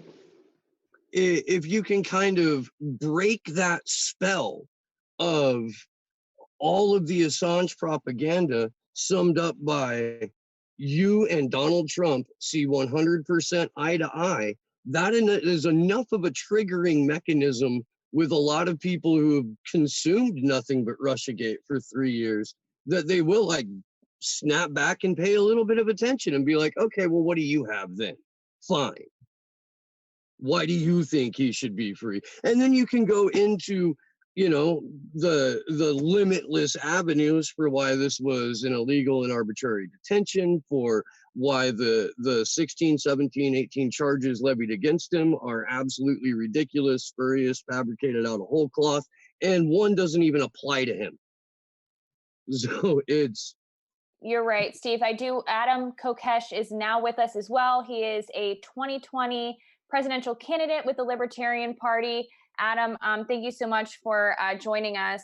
Steve was just kind of providing some of his thoughts and commentary on liberals who do not support Julian Assange. He doesn't have a whole lot of time with us as he is at work right now, but I did want to introduce you and thank you so much for joining us once again on these vigils. Thank you, Taylor. Happy to hang out for as long as it takes to cover the subject at your service for the evening. I appreciate the opportunity. Thank Adam, you. it's good to see you again. I have about 15 or 20 minutes left to go. And I know that one of the reasons that you're here is your background in social media. So I don't want to steal Andrew's question, but I will lead towards that. And Andrew, if you want to jump in with kind of what you wanted to hit Adam with, I would love to participate for another 10 or 15 minutes before I have to bounce again. Yeah, I love that we're all absolutely. doing this like this black background and subdued lighting tonight. It's really appropriate mood setting for what I want to talk about It's a anyway. moody Friday night show. I'm in a parking lot behind my work. I gotta go back in and deal with the public soon. So I guess to kick this off, I've followed you for about a decade on YouTube now. And then when I saw you transition that into a presidential run, I was super excited about it. But I want to talk with you about some of the early successes that you had early on and some ways that you were able to start like building almost a brand for yourself as someone who was also an organizer and built kind of like an early framework for what an organizational based show would kind of look like. Oh, well, thank you, Andrew, and thank you for making me feel old and nostalgic. I really appreciate that. Remember when the internet like was kind of a level playing field? I remember that. Pepperidge Farm remembers that. I wonder, you want me to reflect back on my successes, and I feel like I don't have any particular thing I can say it was this or that. I have had a handful of viral videos that really, kept leveling up my channel as I was producing a steady stream of content. And, I do have about 250,000 subs and 75 million views. And those numbers have been kind of stagnant for the last 2 or 3 years, maybe 4 years even. And I've just, Andrew, I'm so grateful tonight. You turned me on to FairTube, and I've been like binge learning everything I can about it since you turned me on to that. And it's kind of like, well, shit, it's about time. And it rather than, I don't want to look back on my success. I built that channel from like every YouTube channel from nothing to where it was. And just to give people an idea of how shadow banned I am in proportion to my numbers, when I had 50,000 subscribers, my baseline for videos was 5,000 views each. Like I had an intern once post 5 minutes of black silence and it still got 5,000 views. Now I have 250,000 subs and my baseline is 1,000 views. My subs went up ×5 and my views per video went down ×5. And that you go, wait a second, something's wrong here. And you actually disappeared on me. Like I had been subscribed, but I didn't see a new video in a subscription feed or anything for almost 4 years. Like this was leading up to 2016. This was before that because I refound you again in 2017. But I do want to ask Bryant here for a second because he's someone who's just starting out with making his own podcast and building his own show as someone who's also looking to organize for an anti-war movement. Have you ever considered the possibility that, like, what happens if we don't win? Like, organizationally, what do you think the next moves there would be, and what ways do you think we'd have to try to fight back at that point? Yeah, that's a much more interesting topic for me, and I think a much more positive, forward-looking, and relevant one. And I really think there was a first golden era of the internet where it really was a relatively level playing field. Anybody could get on YouTube, and if you had something that people wanted to watch, it would get watched. And that was incredible. And we're at this point now where corporatism and conglomerization has moved into the internet. And I think the biggest single hallmark of that is YouTube being purchased by Google. But you also see it around Facebook buying up Instagram and so many other smaller social media properties. And I really like what FairTube is doing. I have no problem using government against a corporation in a lot of cases, because these corporations that are so out of control might as well be branches of government at this point. They have subsidization in terms of protecting their intellectual property. They have corporate advantages. They have tax breaks. They have local subsidizations when they set up offices or plants or whatever. I mean, you look at especially the deals with Amazon now, which is a whole other beast. And I don't know if you want to get into retail on the internet, but even that has gone through a dip. I don't know, what do you call it? Like, there was this golden era of the internet, and now we're in this, like, I don't know, shit era. I don't want to call it that because that's way too negative, but there's definitely been this like downward curve. And I wish I had the answer for all of my rambling here, Andrew. I wish I could say, and this is what we're going to do, and this is going to solve the problem. So I'm excited that FairTube might get us a temporary solution where we at least get YouTube to be more fair, to be a little bit more transparent. But the longer term answer is going to come with the blockchain. It's going to come with decentralization. It's going to come with something entirely different. And, we have the technology. We have, everything we need to make that happen. It's just a matter of getting to the critical mass and the willpower, and for things to get bad enough. And I don't know what that's going to take. I don't know what's going to get us to that point. Adam, I'm so sorry. I have to, we'll get back to you in 1 second. Our other guest, Bryant Young, does have to go. So Bryant, quickly, please, if you could just give everybody a final statement, and then also just let them know where they can find you. Yeah, thanks so much for having me on today. You can find the podcast at The Young Pacifist on Apple Podcasts, Google Play, Spotify, wherever you get podcasts. Like I said, we're just getting started, but we're gonna continue our organizing efforts here. Hopefully, put some good pressure on the UT board and make them nervous to divest from the war machine. And we're gonna continue going from there. Hopefully, build this anti-war movement to really to challenge American empire and dismantle the corporatocracy. It's going to happen. It has to start on college campuses, and I believe wholly in the potential of students to lead that movement. But yeah, thanks so much for having me. You can find the podcast The Young Pacifist, and you can find me on Twitter. It's pretty much the only social media that I'm active on, at Bryant R. Young. Okay, Bryant, thank you so much again for coming on. So Steve, I do want you to have the opportunity to kind of weigh in and give your perspective on what Adam was just laying out a moment ago. Yeah, I agree that what we're going to have is a complete separation from what we currently exist in.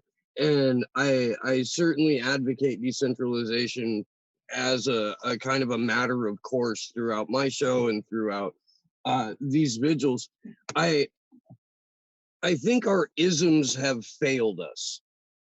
I think that no matter what brand of ism or ist you want to label yourself, that we've had 90 to 100,000 years of agrarian human history that we kind of got along, and then we locked up the food and we started killing each other over the locked up food, and that's when we had our isms begin,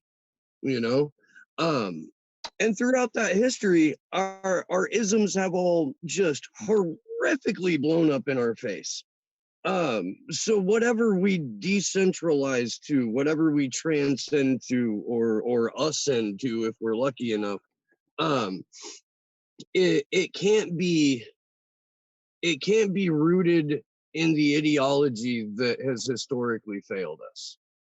So, to give a quick point of view for that, just because I guess to put that out as a question, I think the way you achieve that is identifying by what you believe in, by saying I stand for the ability to share information freely and openly, and things along those lines. Like, I stand for finding a way to provide healthcare to everyone as a right, whether it's through governmental means or through the means of an organized union that's completely separate from the government structure, things like that. And I wanted to kick it over to Adam to see if you had to identify based on policy or based on not an ism, but on a code of words, essentially, what would that be? Well, I first would say that I really appreciate what Steve said about isms, which is why I'm an anti-ismist. Anti-ismism is the only ism that can save us from isms.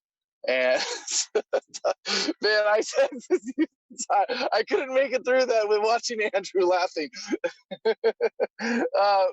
No, but Steve's point is well taken. As much as I would want to make light of the language there, that dogmatic thinking and commitment to systems has led us to certain breaking points and tipping points, and it's very much worth taking note of that.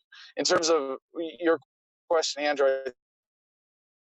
I think if I understand in terms of what words would I be looking for as guidance, the one ism, like even when I hear Steve's challenge, I think of my ism. My ism is libertarianism, and I still recognize that is can be taken as a dogma in the way that Steve says it. And I'd like to think at the bottom of that, I'm an ethicist. And that's there's still an ism there, right? Ethicism.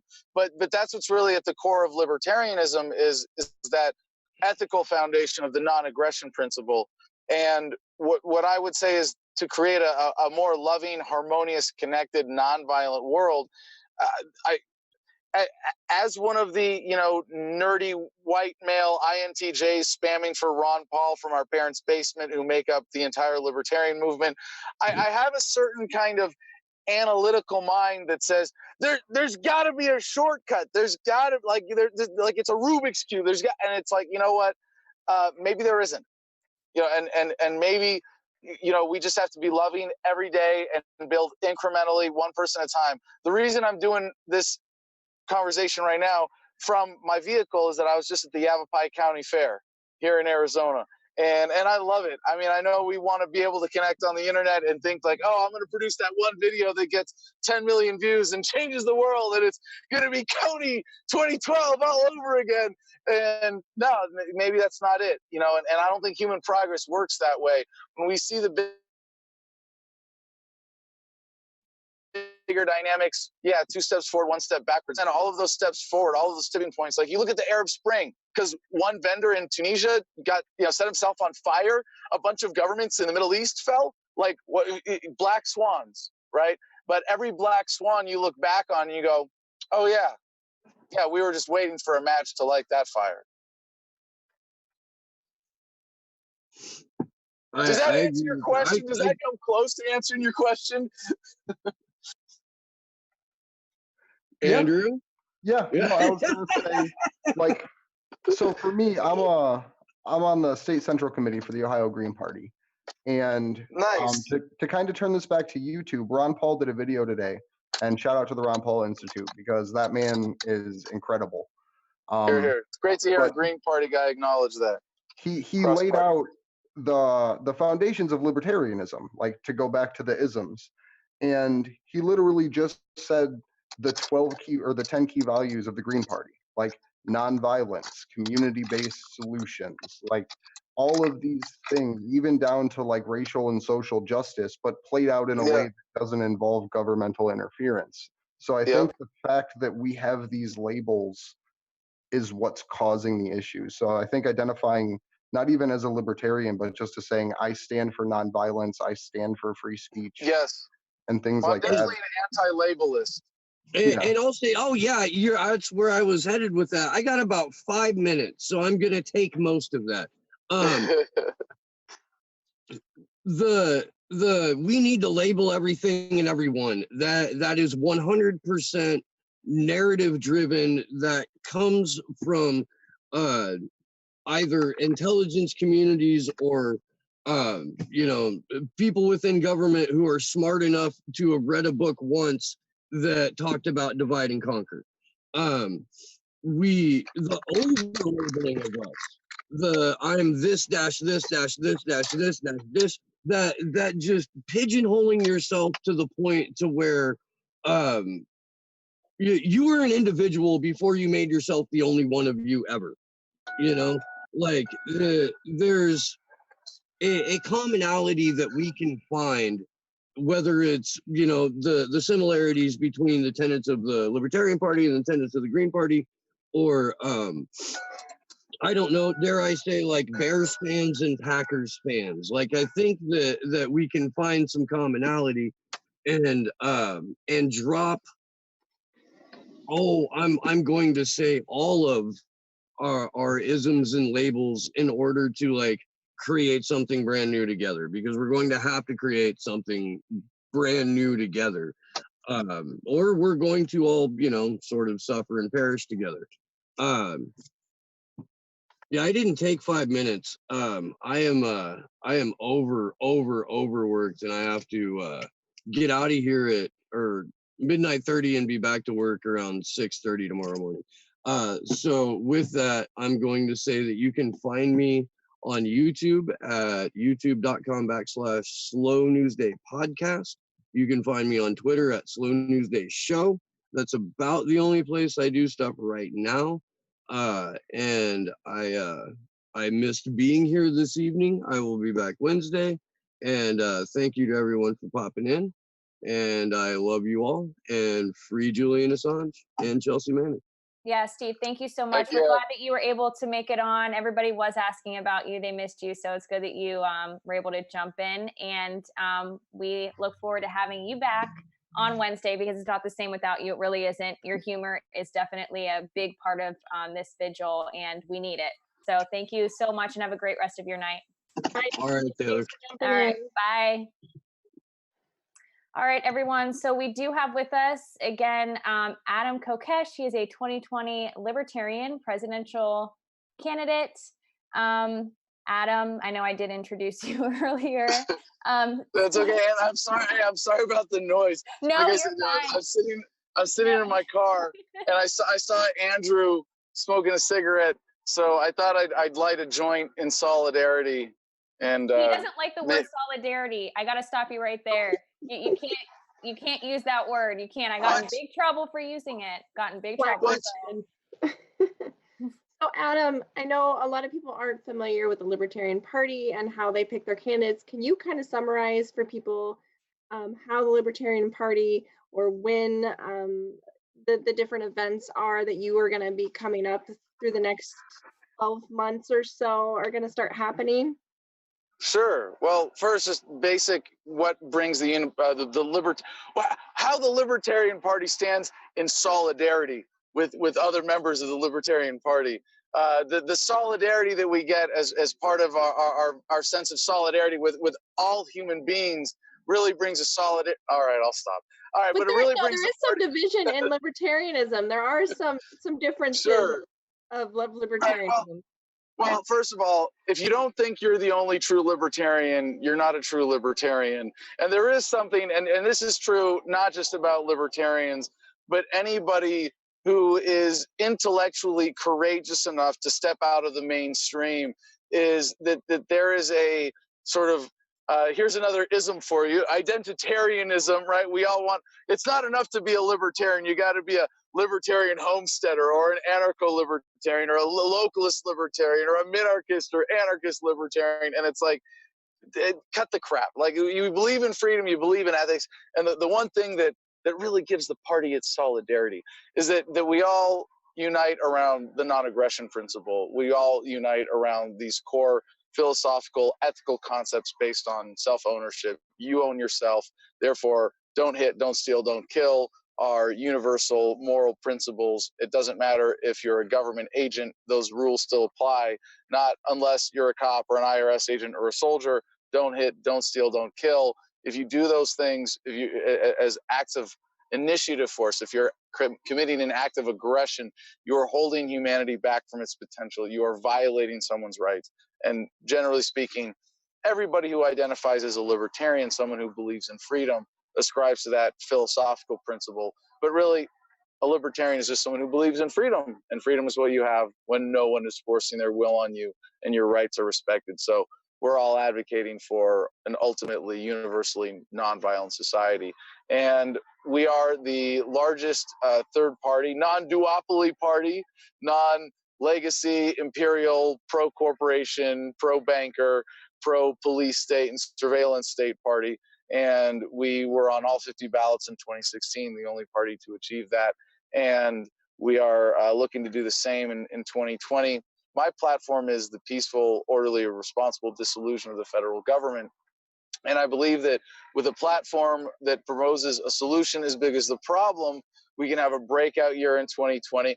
Of course, we are running to win. We'll be ready to win. And should a black swan moment occur, we will have a practical platform to achieve the sovereignty of 50 states plus up to 562 sovereign native nations.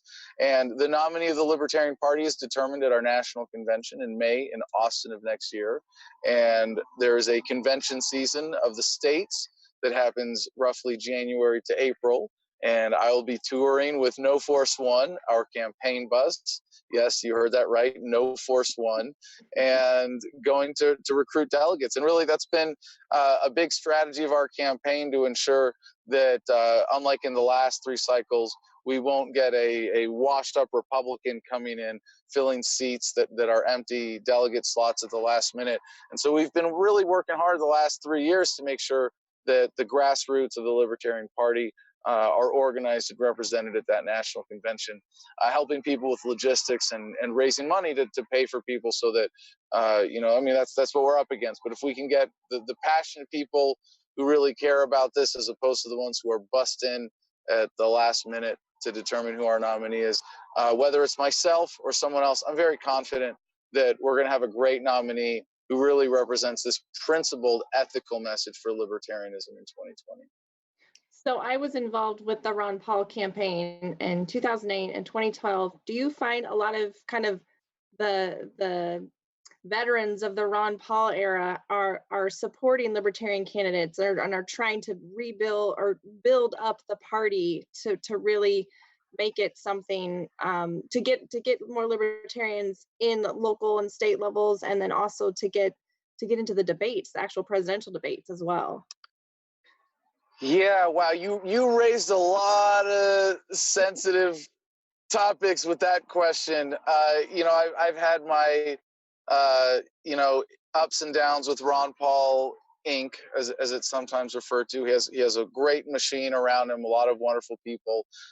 As was mentioned, the work with the Ron Paul Institute they do a lot of great things there.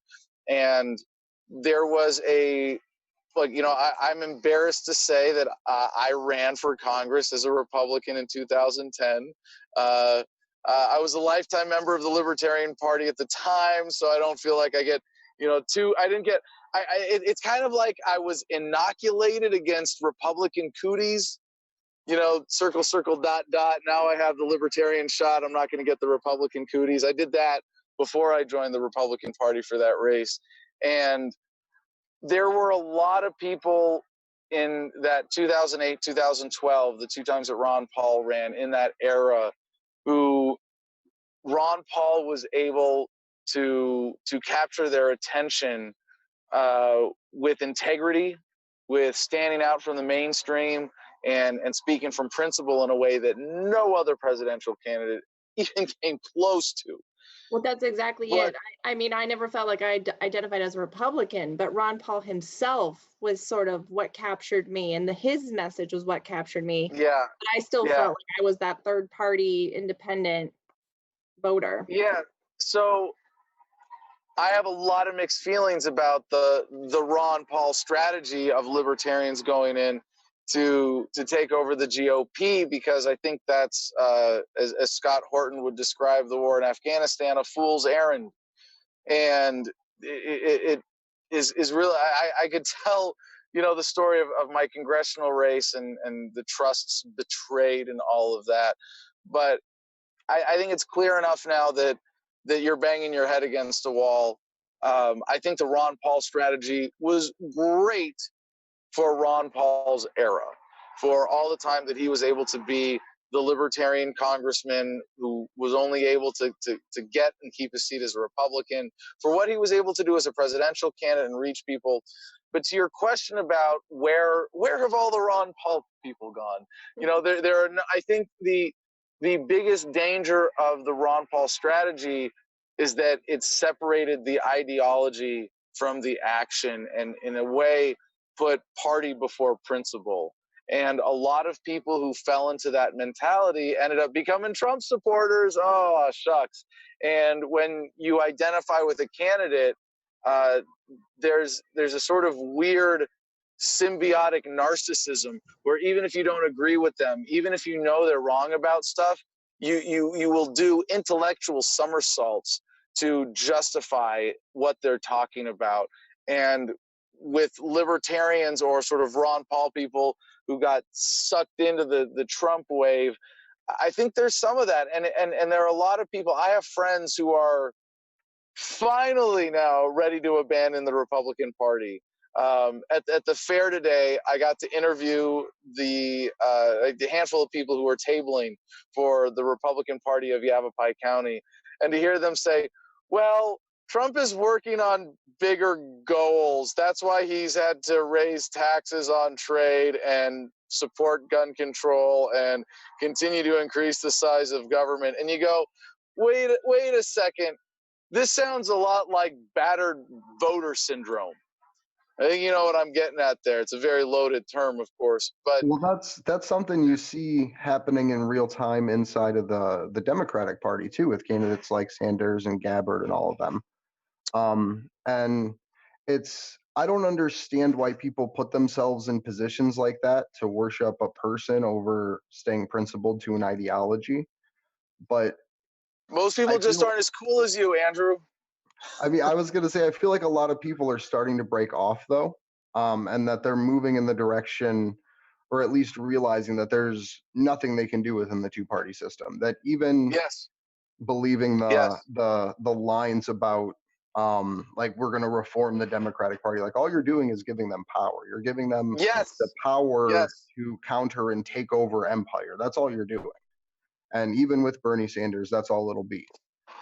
So, Andrew, if I may say one thing before we get to Taylor's questions, because I see she's dying in the chat here to change the subject a little bit. But I got to say, Andrew, I got to say one more thing about this, Andrew, because you raised the issue of the Green Party. I don't know if you noticed, but we just launched a campaign to draft Cynthia McKinney to run for the Libertarian Party nomination. And I think if we could have her as a nominee, either for president or vice president, it would be an incredible fusion candidacy opportunity. Absolutely, and we gave that video a shout out too, because that's like at this moment that's so important. So when I saw you put out that hashtag Draft Cynthia video, I was super excited. I messaged her, like I DM'd her on Twitter, and asked her if she could join our 9/11 show, because I think that would be a lot of fun because we need some truth tellers for 9/11. Yeah, she's a hero. She is. I got to introduce her in at a conference when she came out as an anarchist, and of course, philosophical, nonviolent anarchist. Just in case anybody's jumping in and unclear on the terminology here, and I don't use the term hero lightly. She really is an underreported, undercelebrated champion of modern American politics. Like even with all the conversations about Jeffrey Epstein and child sex trafficking happening right now, people still don't bring up her name. And that's what I think is so crazy, is because she's one of the only people to stand on the floor of Congress and directly address human and child sex trafficking. Yeah, and especially the military's contribution to it. Absolutely. Because we're actually in violation of a lot of our own laws, working with different groups throughout Afghanistan and Iraq, because the warlords there use young boys essentially as sex toys, and we support them militarily and through the use of arms. And that's something that never gets talked about and never gets discussed, is the fact that we allow children to be raped through the use of our military and through the use of our muscle to allow those people to continue holding on to power in their countries. Yeah, pretty sick. But So I saw Taylor's question. I want to jump in on one of them. Well, here, Favorite- these are questions from, these aren't my questions. These are questions from our viewers in the chat. I just want to make sure that we do make an effort to include their questions in so we can interact with them, because they do have questions for you, and you are running for office. So it's part of the job is, you know, take all questions. people. Yeah. So this is Well, from hold on, Taylor. I got to get yours out of the way first. Just one quick one. You asked favorite WikiLeaks. Oh no, that's not collateral me. murder. That's from Oh. Propaganda. Oh, all So right, why don't great. you get, Well, yeah, Propaganda wants to know, what is Adam's favorite WikiLeaks release? oh, okay. Yeah, I gotta say collateral murder. And it's a heartbreaker. But I was really active with Iraq Veterans Against the War when that came out. And of course, we're talking about the video of the, I believe it was a CH-56 helicopter that shot up a van and a group of journalists. I mean, it was, I got to stop here. Right, and they did, you could see them Just- laughing about this, and it's insane because we see a war crime unfolding before us. It's definitely been one of the most impactful leaks, I think, or perhaps the most that they have ever published. For Iraq Veterans Against the War, although we didn't succeed in changing a lot of policy, you know, a lot of people who are active in the anti-war movement ended up just becoming Obama supporters. And then Obama kept troops in Iraq longer than Bush was, had agreed to, or at least was planning on. He extended that timeline in Iraq. But that video that came out of the collateral murder release, I think collateral murder was the name of that video, right? But I don't know if that was the name of the release or not. But the one that included that and the Manning dumps, I know it was part of the files that Manning was able to send to WikiLeaks. That really put a lot of wind in our sails. That really, really helped Iraq Veterans Against the War, and a lot of veterans were like, "Yeah, now we got the video." That was a big moment. Now this is coming from Ursats Mode. I don't think I'm pronouncing that correctly, but this person is asking you, Adam, what do you think about the resource-based economy as described by the Venus Project? Yeah, that's a good question. I saw Zeitgeist when it first came out, and I watched it I think 20 times, and I showed it to people. I was a Zeitgeist evangelist. I would sit people down and say, I've seen this documentary a dozen times, but I wouldn't mind sitting through just so that you would watch it. It really is a great paradigm shifting documentary, and I got to interview Peter Joseph and speak at a couple Zeitgeist Day events, and it was what came out of that in Zeitgeist 2 in the addendum was a lot of I forget the guy's French name, Jacques Fresco, is that it? The architect of this concept of the resource-based economy, and as a sort of technological economic fantasy, and I don't use the word fantasy here in any kind of derogatory way. I think it's really a beautiful idea, and if people contribute to that voluntarily, and we end up with some kind of AI system that's determining production and distribution in that system, I have my doubts about the mechanisms of imposing it. But in terms of perhaps at a community-based level, as a means of organizing economic resources, I think it could work brilliantly for certain people, and I think we should have the freedom to do that, and to move past government and the sort of government-managed crony capitalist system that we have today. Like I said, I'm a voluntarist first, and a lot of libertarians identify as anarcho-capitalists or capitalists of some kind, and we really misdefine capitalism when, if you put it simply, it's an economic system based on ownership of the means of production. The ultimate means of production is the individual human being. And if you don't own yourself, then we don't have an ethical system to begin with. And so if under that ethical rubric that we would say is this overarching capitalist system, you can create socialism at the community level. If people come together voluntarily, you can create whatever economic system that people want to create. And I think I don't know if when you use the term resource-based economy, if you mean exactly that as a global system, and I would be against imposing that or forcing it on anybody. But a lot of the concepts and systems articulated in that vision are beautiful and very powerful. And I want to see the space created for them to become a reality, to be a part of the experiments that we're going to see when we move past this current paradigm. Okay, and another one is from Propaganda, which is Quinn.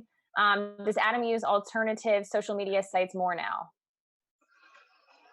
I wish I could say I had the time and energy and organization to be present across a lot more platforms. I hate to say it, but I'm really kind of a basic bitch these days. You know, when it comes to social media, I enjoy YouTube and Twitter and Instagram and Facebook, and I did back up a lot of my videos on DTube as part of the Steemit blockchain, but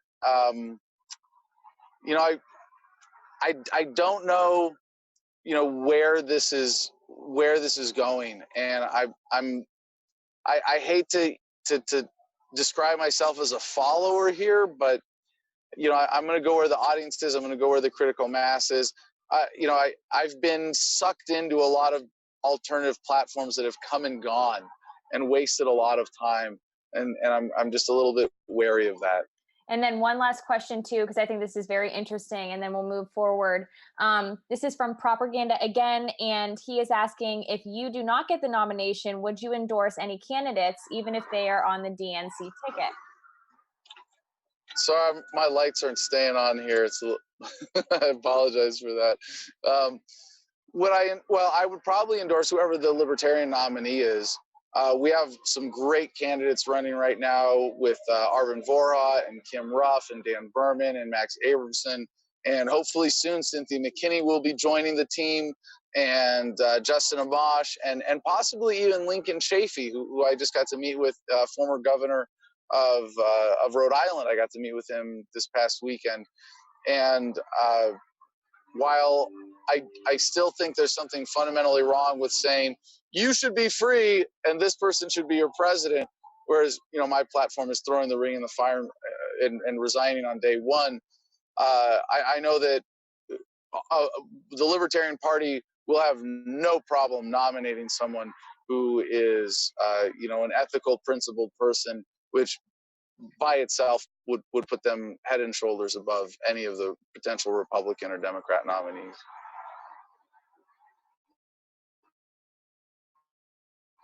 And the important thing to keep in mind too is, even when it comes to the Democratic nominees, like, there's still patterns and positions that you can discern by looking at recent history for how they choose people that get nominations.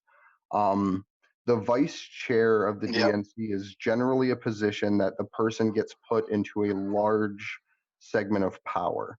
I believe that Joe Biden at one point was vice chair of the DNC. Tim Kaine, I think, Hillary Clinton's previous running mate, was the vice chair of the Former DNC Virginia before Debbie governor. Wasserman Schultz. And or before Tulsi. So there's a pattern that happens of people in the vice chair and chair positions that get moved into the vice president position, specifically to be able to do the bidding of the party behind the scenes. And I don't want to say that anyone is doing that, because I have no evidence of that, and I don't like to work on a non-factual basis, but that is a pattern that exists in the background that still has to be recognized. And that's why I think it's so important to build up third-party candidates at this point, is because that whole charade is going to collapse. Like, even if that person wins, and if they bow to the knee of the party and become an Obama 2.0, it's going to be bad. So I think having people in positions now that we can build up as leaders in the future is something super important, which is why I really like having people on, like people like you, Adam, and Ian, and just other people willing to put themselves out there to even just take the risk, like make sure you're in good mental health and say that on a regular basis and shit like that. Yeah, and I'll back you up on that, even with the competition there, and at least sort of loosely include people like Ian Schlackman, who was on the last vigil with us, who was a Green Party candidate for their presidential nomination. Great dude. It's great to see people like that engaged and running for office. So, Okay, did you hear so what happened about The View today, or on The View today, Adam? No, sorry, Andrew. I'm not a regular watcher. I'm not a regular viewer of The View. none of us That's are, but fair. it was actually trending today. So what happened was Pam Anderson made an appearance on The View, and they of course brought up Julian Assange because she is a friend of his, and they have a very good relationship. And she reached out to him for some advice just on how to be a better activist. So she went on the show, and it was a very interesting turnout. She and Meghan McCain kind of went head to head, is a nice way to put it. Christy, if you want to weigh in on what exactly that exchange looked like, please feel free. I'm trying to get the So, video pulled up here, by the way. okay, so I just want to make the point, first of all, before we get into the really deep diving of how female Assange supporters are portrayed, I want to note that every single person on the View panel was just reading from their script, just reading these media smears, reading that, oh, he hurt people, and really not even listening to Pamela's answers. And just so, I mean, I don't think you can call anybody on The View a journalist, but I don't even think you can call them good talk show hosts, because whoever's working behind the scenes doesn't do any research, clearly. So that's what we're up against here before we really get into this and view some of this. Andrew, if you want to bring it up. So yeah, we are going to try to play that for you guys, because I know that some of you in the chat were saying that you did not have the opportunity to see it, or you missed it because you're probably not watching The View, of course. But it's a very interesting clip, and like Christy was saying, they were reading off of cards, and whoever their producer is not doing a very good job, because they were just repeating mainstream media smears against Julian Assange. But I do give credit to Pam Anderson, because she kept her cool. She was very calm, and she just confronted them with facts. She did a very good job. But as we do watch this, you'll notice that their line of questioning and the certain things that they want to talk to her about, they're very much looking for gossip. They're looking for information that's really not useful. I mean, she did reach out to him initially, at least, and their relationship is also based a lot on her activism, but she originally reached out to him to learn how to be a better activist. And you could see them kind of try to spin that and twist it to make it more of an interesting story. Andrew, are we able to get that up and play that? I can, but we won't be able to hear it. That's fine. So, A Adam, lot of the people do want to see it, and yeah. so they have some context of what we're talking about. I think it helps that they do view that and see exactly So it's liked. This clip's about 4.5 minutes. If the way you can listen to it, if you want, Adam, drop out of the call, pull it up on YouTube, and then once it ends, hop back in. Because if you're in Zoom, you can't play the sounds in YouTube. Gotcha. So I'm gonna pull this up and then Text me the link when you got it. Cool. okay. Yeah, I sent it to the Twitter chat. So I'm gonna get this pulled up here on screen now.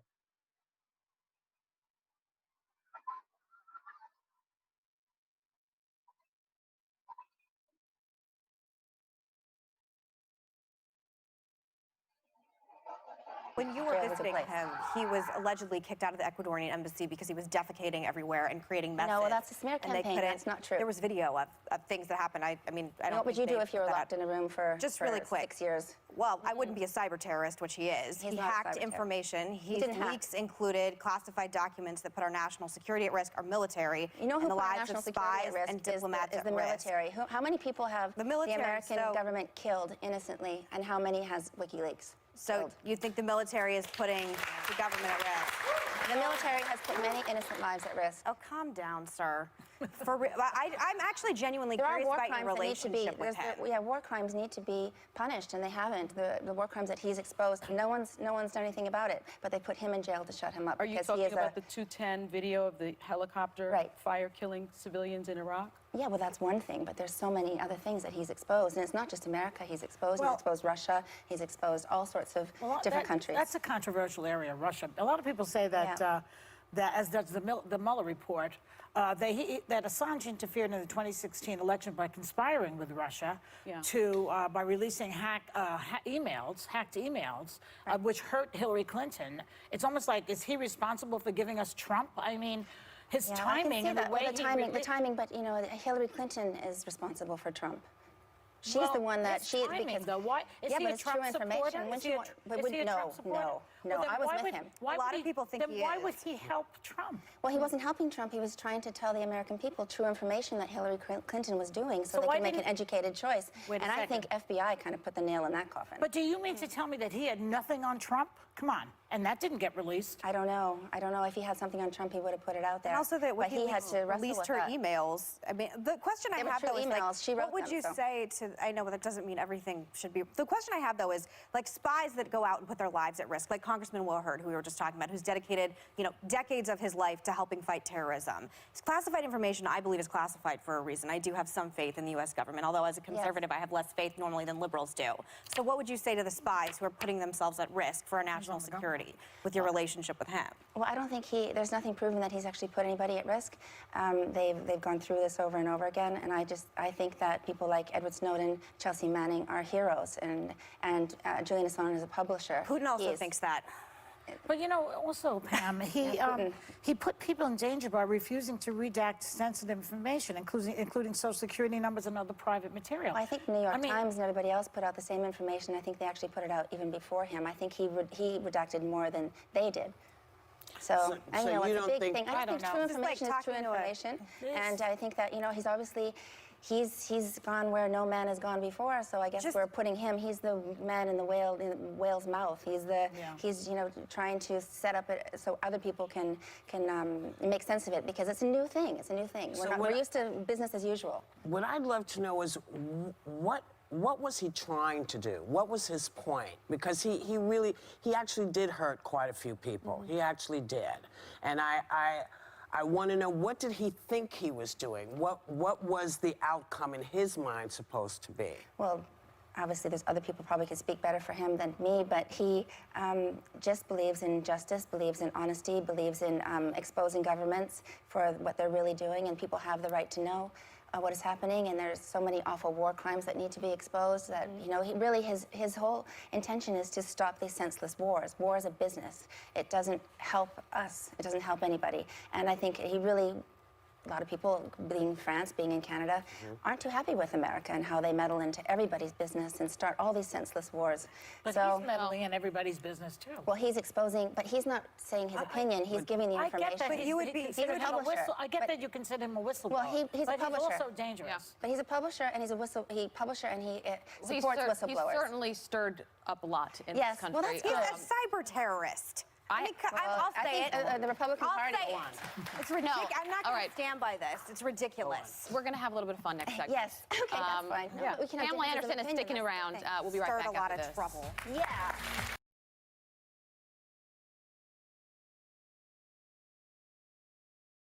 So there's actually a longer clip that I can't seem to find right now. I think it's an 18-minute clip where they actually go into a little bit of a longer conversation before that conversation happens.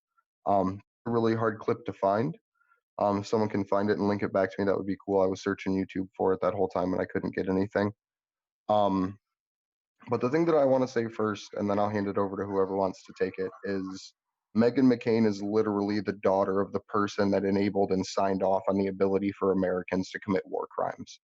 So fuck Meghan McCain, and I'm just going to leave it there. So I just want to point out that every time Pamela Anderson refuted their claims, they stopped, looked, well, I don't know about that, you know, or Meghan McCain's response was, well, what's your relationship with him? It's none of your goddamn business, Meghan McCain. That's what it is. So these are tactics people use when they can't argue, they can't have a discussion. When you prove them wrong, they're gonna try to either bring up a smear, or they're gonna do what we're gonna talk about. This is what happens to female Assange supporters. they get turned into fangirls or they're having a sexual relationship with him. And those are the only two reasons that we are involved.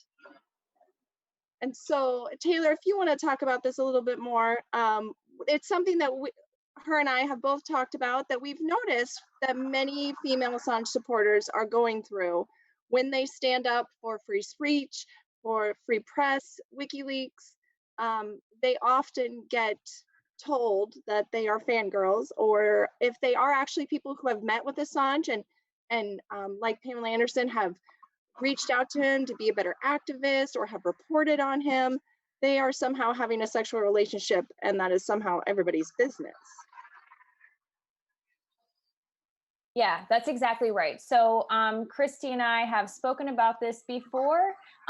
People who are female supporters of Julian Assange, oftentimes what is associated with that, and it's very bizarre because we don't see this in other cases, but what happens is we're oftentimes accused of being fangirls and also being madly in love with this guy. Both of us have gotten accused of this. I was told, you're either a Russian bot or you're madly in love with this guy. And it is insulting because what that indicates is that we are not able to support these causes. We have to be infatuated with the person to therefore care about the cause. And it just is sort of something that is very bizarre. It's only happening to the female supporters, of course. And it just shows, go ahead, Christy. It's really anti-woman. It's really sexist, because women have fought so hard to have their voices heard by voting. We've fought so hard to be part of governments. We fought so hard to have control of our body and our autonomy. And yet we aren't intelligent enough to understand Julian Assange's work. We must just be in love with him. So it's really, it's upsetting because it's dumbing down women. That's their attack method, is dwindling us down to hormones and fangirls, is essentially what they're doing. It's exactly right. And also too with, I'm sorry, I do want to get this out. This is an article that came out in the Daily Mail, which I would say that probably much of what is written in this article is probably not factually correct. But they do talk about Sarah Harrison, who is a brilliant journalist, and she was Julian Assange's right-hand person for a long time. I think that they worked up, together up until he was arrested. I could be wrong on that. I'm not sure, but they had a very good working relationship, and they also were, I guess, involved with each other in a romantic relationship, which is fine, and they have every right to have that with each other. Of course, the media went crazy about it, and that's where this article comes into play. Basically, what they say about Sarah too is they say Sarah's deep commitment to WikiLeaks is seen, in part at least, as being driven by her fascination with Assange. All the girls are hypnotized by him to one extent or another, says one senior supporter. This was in the Daily Mail a few years ago. I believe in 2013 this was published. And I did want to address this because this is talking about a person who worked for WikiLeaks, who is established in her own right and is a fantastic journalist who aided Edward Snowden in his seeking his asylum in Russia. Initially, they were trying to go to Latin America, I believe, but he's in Russia. He's safe. That was all her. And yet they are still trying to diminish her to just this being that is obsessed with Julian Assange for him and for his mysterious qualities, I guess. Christy, what do you think about some of those statements about her and Julian's supporters? Yeah, so Sarah, I've read multiple articles about Sarah, and she's somebody I really look up to, and I just think she's done amazing work with WikiLeaks. She still does amazing work in her other areas of life, and yeah, it's always dwindled down to she was obsessed with him. She was this, good girl who got caught up in this international mysterious WikiLeaks and Edward Snowden, and it totally takes away her decisions, her choices, and her work that she has done and should be very proud of. And she's not the only woman who has worked closely with WikiLeaks and been called these things. So this is, yeah, what Sarah has gone through and what other women who have worked with WikiLeaks, it's a similar tactic for pretty much every woman who stood up. So I actually have a friend of mine who's she's deeply involved. She does a lot of activism on her own with WikiLeaks, and she's at the point now from being hit by so many smears like this that she just wants to quit. She wants to finish what she's doing, finish selling the merchandise she has as a fundraiser, and then just be done with it because she's getting hit and smeared so hard by this. So this isn't just a mainstream media smear, and this isn't just some random person trying to smear. This No, is a in my opinion, this is a coordinated behind the scenes effort to try to get these people, these women out of being activists and try to dissuade them with these smears because it's something that people shouldn't have to deal with. There is a lot of harassment in the activism world as a whole, but I agree with you, Andrew, that there is a very targeted effort to target the women who are in the Free Assange movement and who are going against the media narrative, the military-industrial complex narrative. I mean, Tulsi Gabbard has had to deal with her own issues for speaking out with Assange and the military-industrial complex. So it's, yeah, there's definitely a concerted effort here. Well, if I may just say for the record, I am a Julian Assange fangirl who's totally in love with him, and I have no shame in saying that. And I think everybody should be of the same status because he really deserves it. He deserves all the love that humanity can muster for someone who's taken the stands that he has. And as to this challenge, I wasn't really aware of all the ways that it was particularly expressed around Assange, but it makes sense as for why they would put up Pamela Anderson as the face of that, because it's easy to dismiss her as the bimbo. And I would just point out that this is like you said, Christy, a really much broader problem in politics and activism for women in general.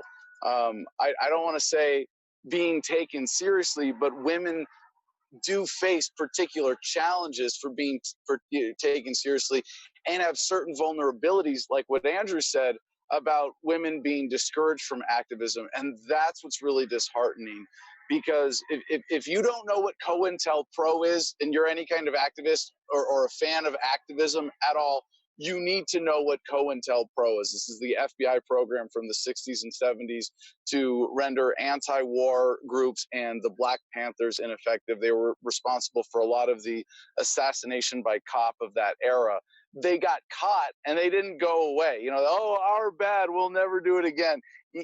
Yeah, right. And I think there's a lot of infiltration. They can be a lot more subtle about how they derail activist groups. And what women face in particular, what I've seen, is a particular strain of sexual harassment. And it's really easy if you want to, if you're the Democrats and you want to take down the Republicans or vice versa in a local race, or you want to harm a county organization, you just send one creep undercover into that other group. And if all of the women in that group now experience some kind of sexual harassment, that's just subtle, but it's persistent. It's enough that it goes, you know what, this isn't worth it. I'm going to get out of this. I think women face that extra a set of extra challenges to have their voices heard in politics and in general and in activism especially. And I don't know if I hope that pointing those things out just gives women that little extra strength and encouragement that I think y'all need to overcome those extra challenges. I thought they were coming. Something's going on. Yeah. Speaking of government intimidation. Right. Right. But oh my God. I back don't even want to talk about police cars. Yeah. But To go about back Pamela to Anderson real quick. If I could steal this for half a second and then hand it back to you. Please show Pamela Anderson support. Tweet her at Twitter. I think it's at Pam Foundation is her handle. That's not an easy thing to do, to stand up there and have that literally yelled in your face and stay cool. Like, I watched that video and I literally said earlier, like, I'm glad I am a principled, nonviolent person. Like, I'm glad, like, because the amount of rage that clip builds inside of me. But the thing that Andrew, I'm glad. Hold on, before you move on, I'm glad you mentioned McCain. And I want to encourage you to say more nasty things about McCain if you can. And I want to be as precise and careful and not engage in any ad hominems. But there's something twisted about her presence psychologically in the conversation and why someone like her would be included in the View to represent conservatives. But what she represents is giving intellectual confidence to humanity's worst instincts to control and dominate and use violence against other people and subjugate people because they're not part of her in-group. It really is the most disgusting mentality. She did a great job there too, just to give fucking Meghan McCain a shout out, of being the only person not a Democrat on that panel and saying that he helped Vladimir Putin. Like, I just, like, if you go back and listen to the end of it, she literally says some shit like, Putin likes that too, or something. So, yeah. But the reason why this is so important, and the reason why we need to stand in action and say thank you to her for this, is because it creates a space. Like, to the point of self-censorship, people can now show a mainstream clip that won't get censored in the same way as showing an independent clip. And yeah, she did amazing. Like, shout out to my man Tim Black, TBTV on Roku and on Twitch and YouTube and Twitter. At Twitter, he's at Real Tim Black. He's an independent content creator, and he's absolutely awesome. And I saw him while we were live doing this, go live talking about that clip, because a lot of people talked about the whole Bernie Sanders clip on The View, and I don't even want to get into that. But I'm interested to see who will pick up The View again following his visitation with them going after Pamela Anderson, because it's just so important to get that message circulated into independent media right now. Yeah, I was really happy to see also that trending. And then, but to go back to the nature of exactly what happened during that exchange, it was very much a ganging up on her. And I think that they were quite surprised to see her so adamantly support Julian Assange. I really do. And I think that they were surprised to see how knowledgeable she was. I mean, she did counter their dumb questions about their relationship with some very valid points, saying, well, what about all of the war criminals who are not being held accountable? And of course, they cut her off. And Christy mentioned this earlier too. Meghan McCain asked her twice, saying, I'm actually genuinely curious about your relationship with him. It's none of her business, and it doesn't matter. And I don't think that they would ask and again, I'm actually not a feminist, but I don't think that they would probably ask a male that, or at least be so strong in their convictions when asking that question. Maybe they would, because it's The View and it's more gossipy, but they do kind of try to pivot when she does bring up important points. Christy, go ahead. There is always something about the mainstream media, and I've said this multiple times through my work. I am amazed how obsessed they are with Julian Assange's sex life. They just, I mean, even when he was at the embassy and she would go visit him, there was all this speculation on what was happening and who was going in there and what was actually, you know, who's the girlfriend, and it's just, he's either this dirty hacker or he's this playboy Russian villain. It's like they can't decide what's going on, and they just really want to know. And it's just kind of amazing that Meghan McCain is, I'm genuinely curious about your relationship with them. And it's like, creepy. Why? Because it's nobody's business but Pamela and Julian if they have a sexual relationship or not. It's nobody's business who Julian Assange is or is not sleeping with. I'm sorry, that's not the public's permissible knowledge. And it's just really unfair to be asking women in 2019 who they're sleeping with. Like, that's just not an okay thing to be doing in this day and age. We haven't fought this long to have other women make it seem like we're doing something wrong if we're sleeping around with whoever. So it's just absurd to me that was brought up twice on that conversation. Well, Christy, I might disagree with you a little bit on, criticizing a gossip show for being gossipy, and really, I have really high standards. I don't watch the normally. I don't mind her being asked that, because honestly, I think given the circumstances of her relationship with Assange and that, like, it's not an out there question. But what I'm with you on here is the more significant point of what they're doing to Assange with this, and this sort of morbid fascination of portraying him a certain way. And because we live with a certain standard of gossip in society, and I think that's a totally separate topic, but that becomes weaponized in a case where they want to marginalize someone. It's not that Pamela Anderson is a woman in this case. It's that they see an opportunity to use her to discredit him. They put her up as the bimbo slut. And even just in the couple of minutes that I was able to see there, she was poised and graceful and ruined their program and their attempt to pigeonhole her as that. Well, that's exactly my point. They're pantsing him in public. That's it. They're just like, oh, well, he's doing something. We're not going to talk about the important stuff that he's doing. We're just going to pull down his pants and point and laugh. They're not asking her because she has a new relationship and they want to see how happy she is and talk about her life. They're using it as a way to distract her from talking the truth about Julian Assange. They're using it as she's retorting these facts at them that they are misrepresenting in their questions, and they're trying to distract her by saying, well, what's your relationship really? Like, what is really going on between you two? It's irrelevant to the conversation, and that shouldn't be asked in that conversation. Right. It shouldn't be. It was inappropriate. And I did feel sort of sorry for her because she did dodge that question and kind of like nervously laughed, as I think many people would, because it's an uncomfortable position to be in. Another point I wanted to make, and it just escaped me. Yeah, actually, we did have a comment from Truly Progressive. Hi. She had a good he or she had a good comment. They said that Pan Foundation was a well-spoken advocate for Assange. Megan sounds like the Dems did 2 years ago. And that's very true. But also I did just remember the point that I wanted to bring up. They actually asked Pam too, how she even became in contact with Julian at first. You could find that information anywhere. Tinder, wasn't it? It was Tinder? No, it wasn't Tinder.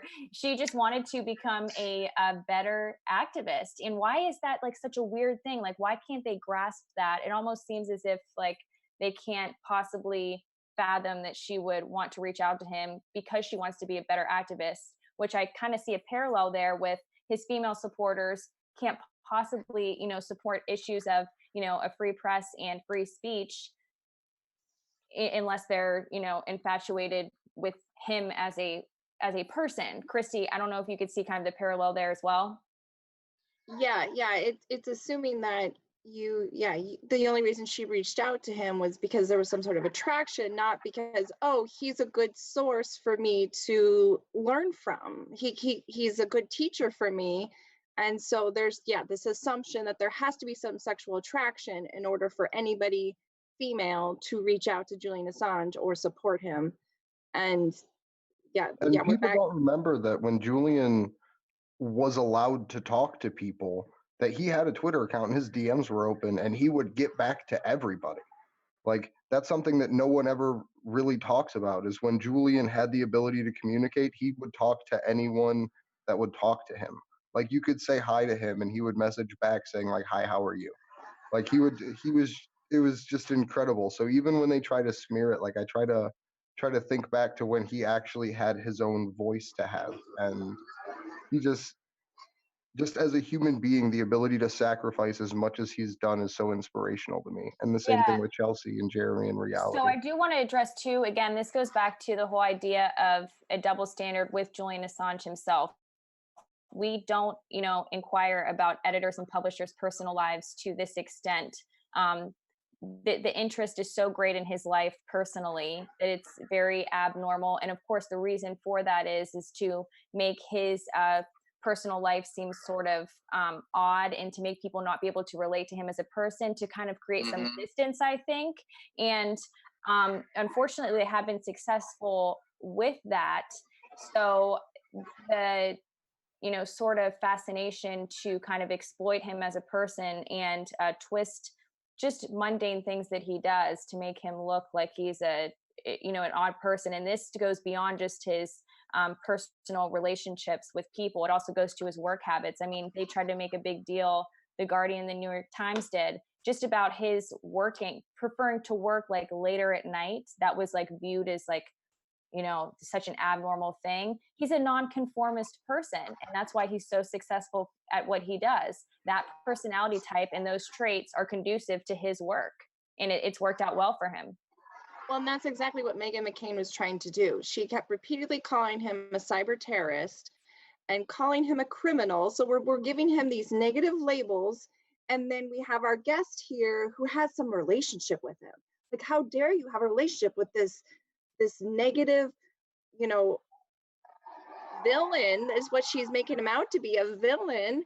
And you know, I wish Pamela would have just turned around and said, like, what about your warmongering father? Like, he's the war criminal I'm talking about. Like it's the elephant in the room is that Pamela Anderson is talking about these war criminals that haven't been held to justice, and Meghan McCain is sitting right there. And that's like literally what I was yelling in the car when I was Well, you know, I'd like to think that mentality of the American people in regards to these kinds of character assassination campaigns has kind of shifted. And I know that they do this stuff because it works, but I just want to point out this is one possible positive thing that has come out of the Trump era, the Trump campaign and presidency in general, where in 2016, people said, oh, look, the media hates Trump. Look how much they're attacking him.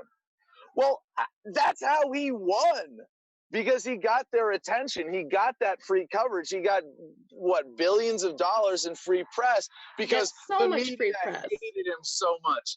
And it's like unintentionally what Trump did. And I don't know if I want to give him credit for it, but maybe the media itself like overplayed their hand in 2016 with Trump. And now this weapon of this kind of just really cheesy, transparent smear campaign, I don't think it works anymore. And like, I'm so glad that Anderson was there to be that counterpoint, because it seems like she was just almost iconically perfect, just being poised in the face of all that nonsense. But I think an even greater indication of this, and I know this is a little off subject, but Jeffrey Epstein's suicide. My favorite meme that came out of that was, we are all Alex Jones now. And it was this picture of like a sea of dudes with the Alex Jones face. And I was like, yeah, we don't really look at the propaganda the same way. And it's like, you know, having come out of this golden era of the internet, I think we've achieved an era of appropriate skepticism. And most people know what a deep fake is. Even if they don't know the term, they know that you can create a fake video of someone's face in low resolution, at least, and have it look believable of what they are now. My godfather as an activist is Ernest Hancock. Declare Your Independence with Ernie Hancock out of Freedom's Phoenix. And he says, nothing on the internet is real.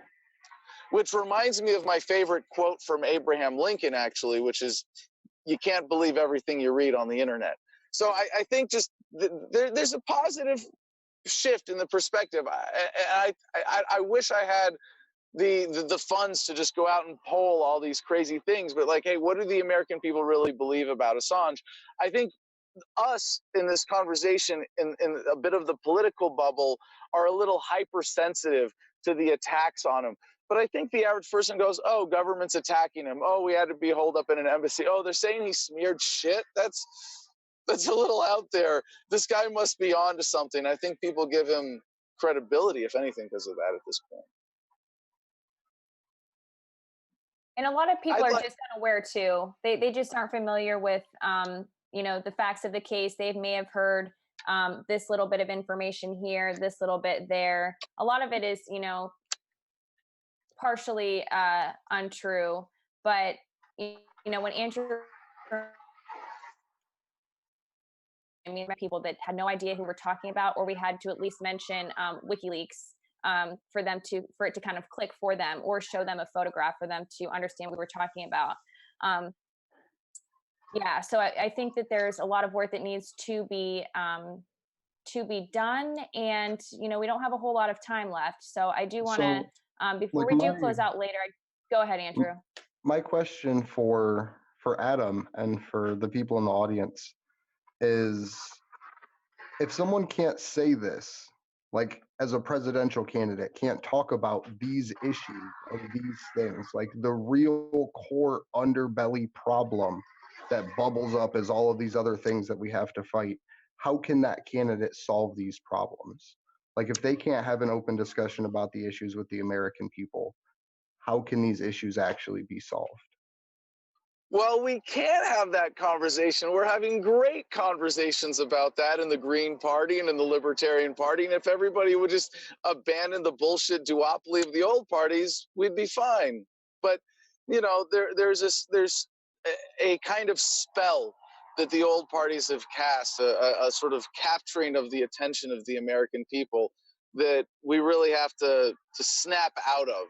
And I don't know what it's going to take to do that. Like I said, what critical mass tipping point are we coming to? But I think people are waking up one at a time, slowly but surely. And this conversation is happening here. And I guess when enough of these issues pile up, right now you can say, hey, how come none of the old party candidates are giving Assange a fair shake? At best, when asked, they give really weak, mealy-mouthed answers, or just totally incorrect, protect the establishment at all costs kind of answers that reveal what they're really about. And people who get into WikiLeaks and study the case of Assange, it's like a gateway to overthrowing the duopoly, or to abandoning the duopoly. And I think like police brutality, a lot of those incidents locally even serve as gateways away from the duopoly. I think they're just going to pile up, and eventually people are going to say, oh, we want to talk about these things. We can't trust the old parties. I give the Green Party a lot of credit for being full of honest, passionate people in a way that the old parties aren't. But I really do think the Libertarian Party can be that focal opposition point that people can rally around, because we are talking about these things, and we are making a platform for candidates who aren't afraid to talk about Assange. I do want to make a quick point too about somebody in the chat just said that gender issues is just a massive distraction. Yeah, I agree, it can be for sure. And I also do want to make the point that we're not saying here that his male supporters aren't, receiving backlash. They absolutely are, like without a doubt. We're just saying that the female supporters in particular are receiving a really strange, type of backlash that. And it's a very specific, it's happening in a very specific way to all of them. Yeah, exactly, but we do, coordinated outright we fashion. do see that, in fact, yes, it's all of his supporters that do receive this, but we wanted to definitely highlight this and make sure that we discussed it, because Pam Anderson was at the forefront of that earlier today, and it was on display for everybody to kind of see. So I just wanted to make that point, so nobody thought that we weren't saying that the men aren't getting any unfair treatment, because that's not true. They are. Anybody who comes out in support of Assange in a very vocal and strong way is, of course, going to have some controversy come along with that. Well, Taylor, if I hold on, I gotta weigh in on this because I just, it's kind of a side story, but I'll bring it around. I was invited to speak at the Straight Pride Parade and rally in Boston last weekend, and I wasn't supporting it. I wasn't asking people to attend. They asked me to speak.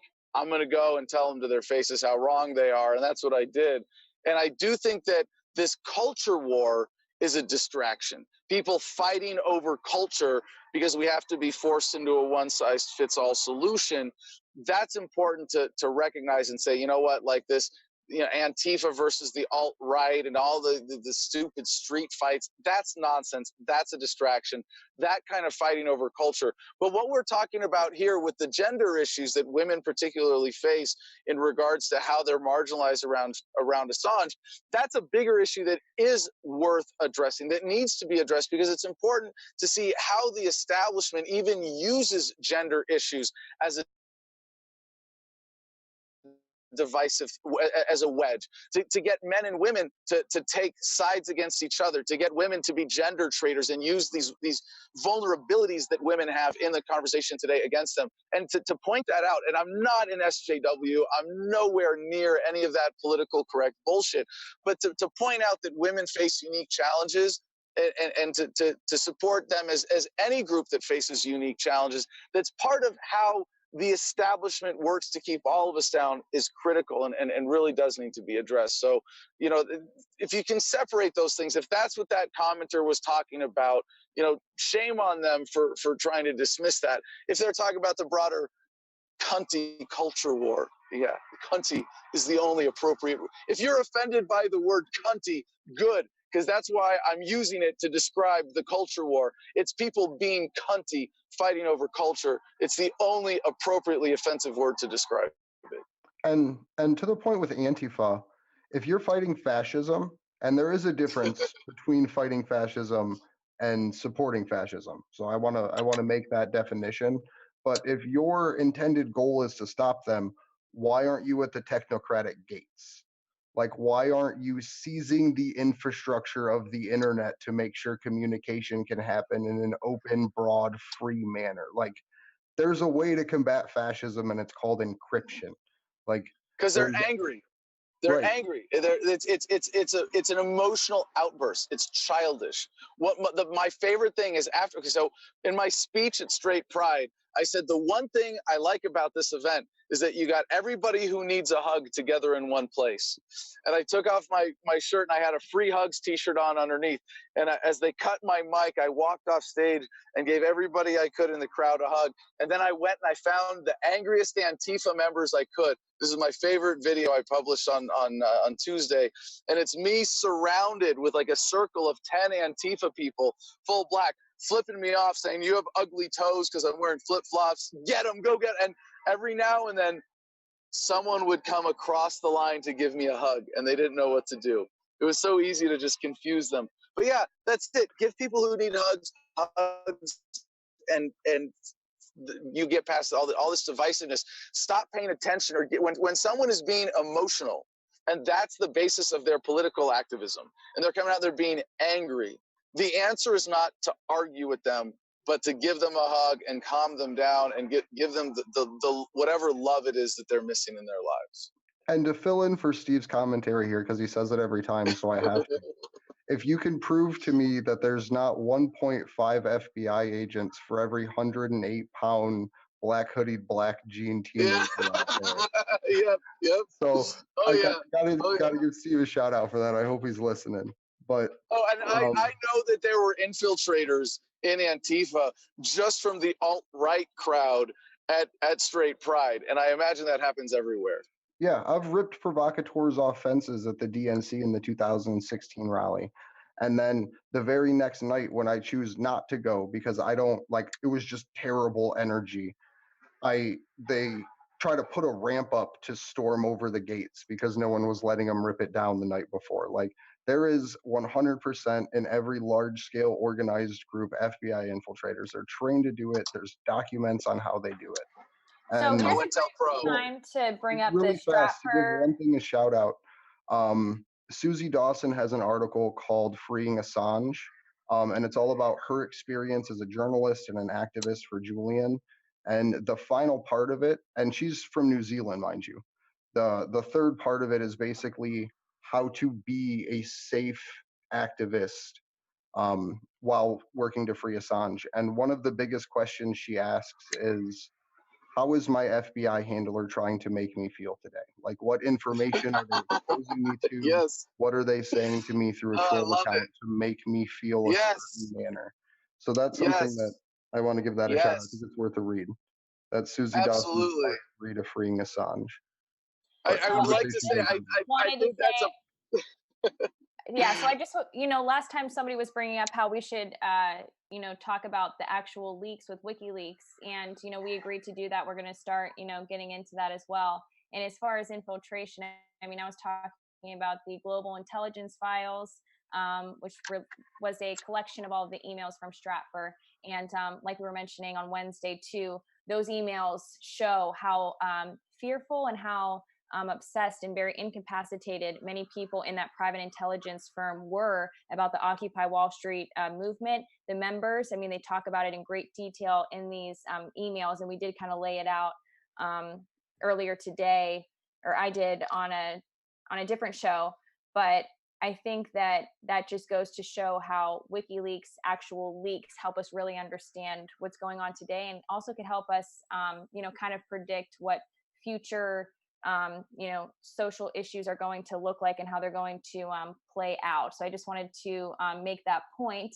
Maybe next time we could, talk about that as well, because that also ties into Jeremy Hammond, who I think we need to, pay some attention to as well, because he is also a hero, because if it wasn't for his courage to, leak those Stratfor emails, we wouldn't really have this information, or at least be able to prove that this was something that was happening.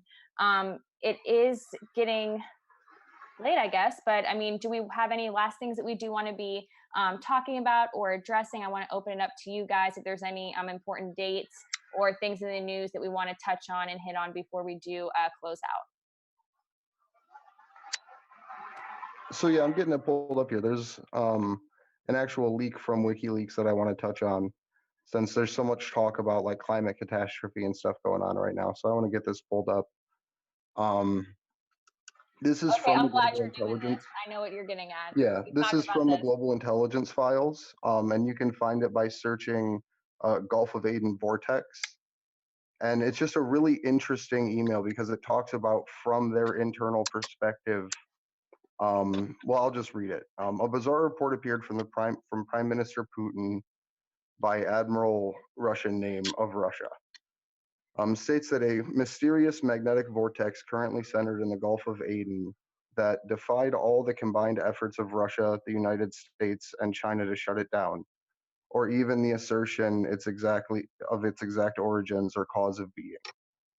The Gulf of Aden is one of the most vital waterways in the world, located in the seas outside of Yemen. Hold on. But essentially what this gets into is how they believe that this is a cause of a global climate catastrophe. And it's been in existence since early 2008. And it's just one of those emails that when you sit down and read it, it just changes. And it's pretty interesting. So I would recommend going through and reading it on here, because it's one of those things that's just fun to get into. It even talks about how they used right here the fight against Somali pirates to explore the Stargate in distant galaxies light years away. It goes into just a lot of weird conspiracy theories, and aliens are coming up in the news right now. So just remember that the WikiLeaks insurance files are real. If those come out, then that's a source that's existed for a long time. So yeah, you can find me on Twitter at Andrew Zigman. Okay, so Adam, I want to give you an opportunity to give some last thoughts, and also people on Twitter, they want to, or not on Twitter, in the chat, want to check you out on Twitter. They asked for your Twitter handle. Christy and I both, wrote it in the chat, so they have it. But if you could just, take a moment to let everybody know where else they can reach you, and, your website, and, just some last thoughts, final thoughts on some of the things we discussed today, and maybe an update on how your campaign is going. And Sure, thank you so much again for Taylor. coming on. We love having you on. You always have a really awesome perspective, and you're welcome back. So, and my main website is thefreedomline.com. You can email me, adam@thefreedomline.com. You can find my campaign website without having to remember how to spell my funny last name. You can find me on Twitter and Instagram and Facebook and everywhere else just by the one website, thefreedomline.com. The one thought that I'd like to close with tonight is to get some perspective and remind everybody why we're having this conversation. And when you mentioned Hammond earlier, you know, and I mentioned Manning, I think about the guys that I consider kind of the big three right now of challenging government opacity, and that would be Ross Ulbricht, the creator of the Silk Road, who's now doing 2 life sentences, Edward Snowden, and Julian Assange. But I also think about my friend Morpheus, who's in jail for Bitcoin crimes here in Arizona because he was set up by federal agents. And in a sense, it's really beautiful and righteous that we come together to defend and to call attention to the victims of government censorship, the victims of government suppression of prosecution, especially of the people who are so critical to sharing a deeper understanding of what government really is. And in a sense, if we focus too much on the personalities, we forget that core reason. And if I was one of the rich assholes profiting from the system, I'd be like, they're talking about Julian Assange and Pamela Anderson and relationships and poop on the walls and work habits. They're not talking about the leaks. And they're not talking about the fact that government is fundamentally a racket. And I just want to make sure that every time we have a conversation like this, we remind ourselves of the important conclusions and the lessons that we learned from the work of these incredible activists, and never forget why we're here. It's to challenge unjust authority. That is what unites us, and I hope that is what motivates you as much as it motivates me, and Taylor, and Christy, and Andrew, and to Steve, and to everybody else who makes these vigils happen. I am honored to be included, and I'm so glad to see that as activists you meet my highest standard of definition of the word, of being someone who's motivated by a deep-seated sense of injustice. So thank you. Yeah, thank you so much, Adam, for that. We really appreciate your insight always. Good luck to you on the campaign trail. Keep us updated with what's going on. And of course, I'm sure we'll be having you back soon. So thank you again so much for your time. So I guess we're going to close out now. Thank you to everybody for watching. I guess I'll give it up to my co-hosts. And we missed Steve tonight, but he'll be back. And we know that people in the chat really missed him too. It wasn't quite the same without him. Again, like I said, he always brings a level of humor that we need. So next week he will be back. Christy? Yeah, so tonight and all of our guests that we've had all week. We had a very big week this week with all of our shows, and it was just awesome to have so many awesome guests joining us at different times. You can follow me at Christy MKD84, and also please follow at Unity4J, and we'll see you guys on Wednesday.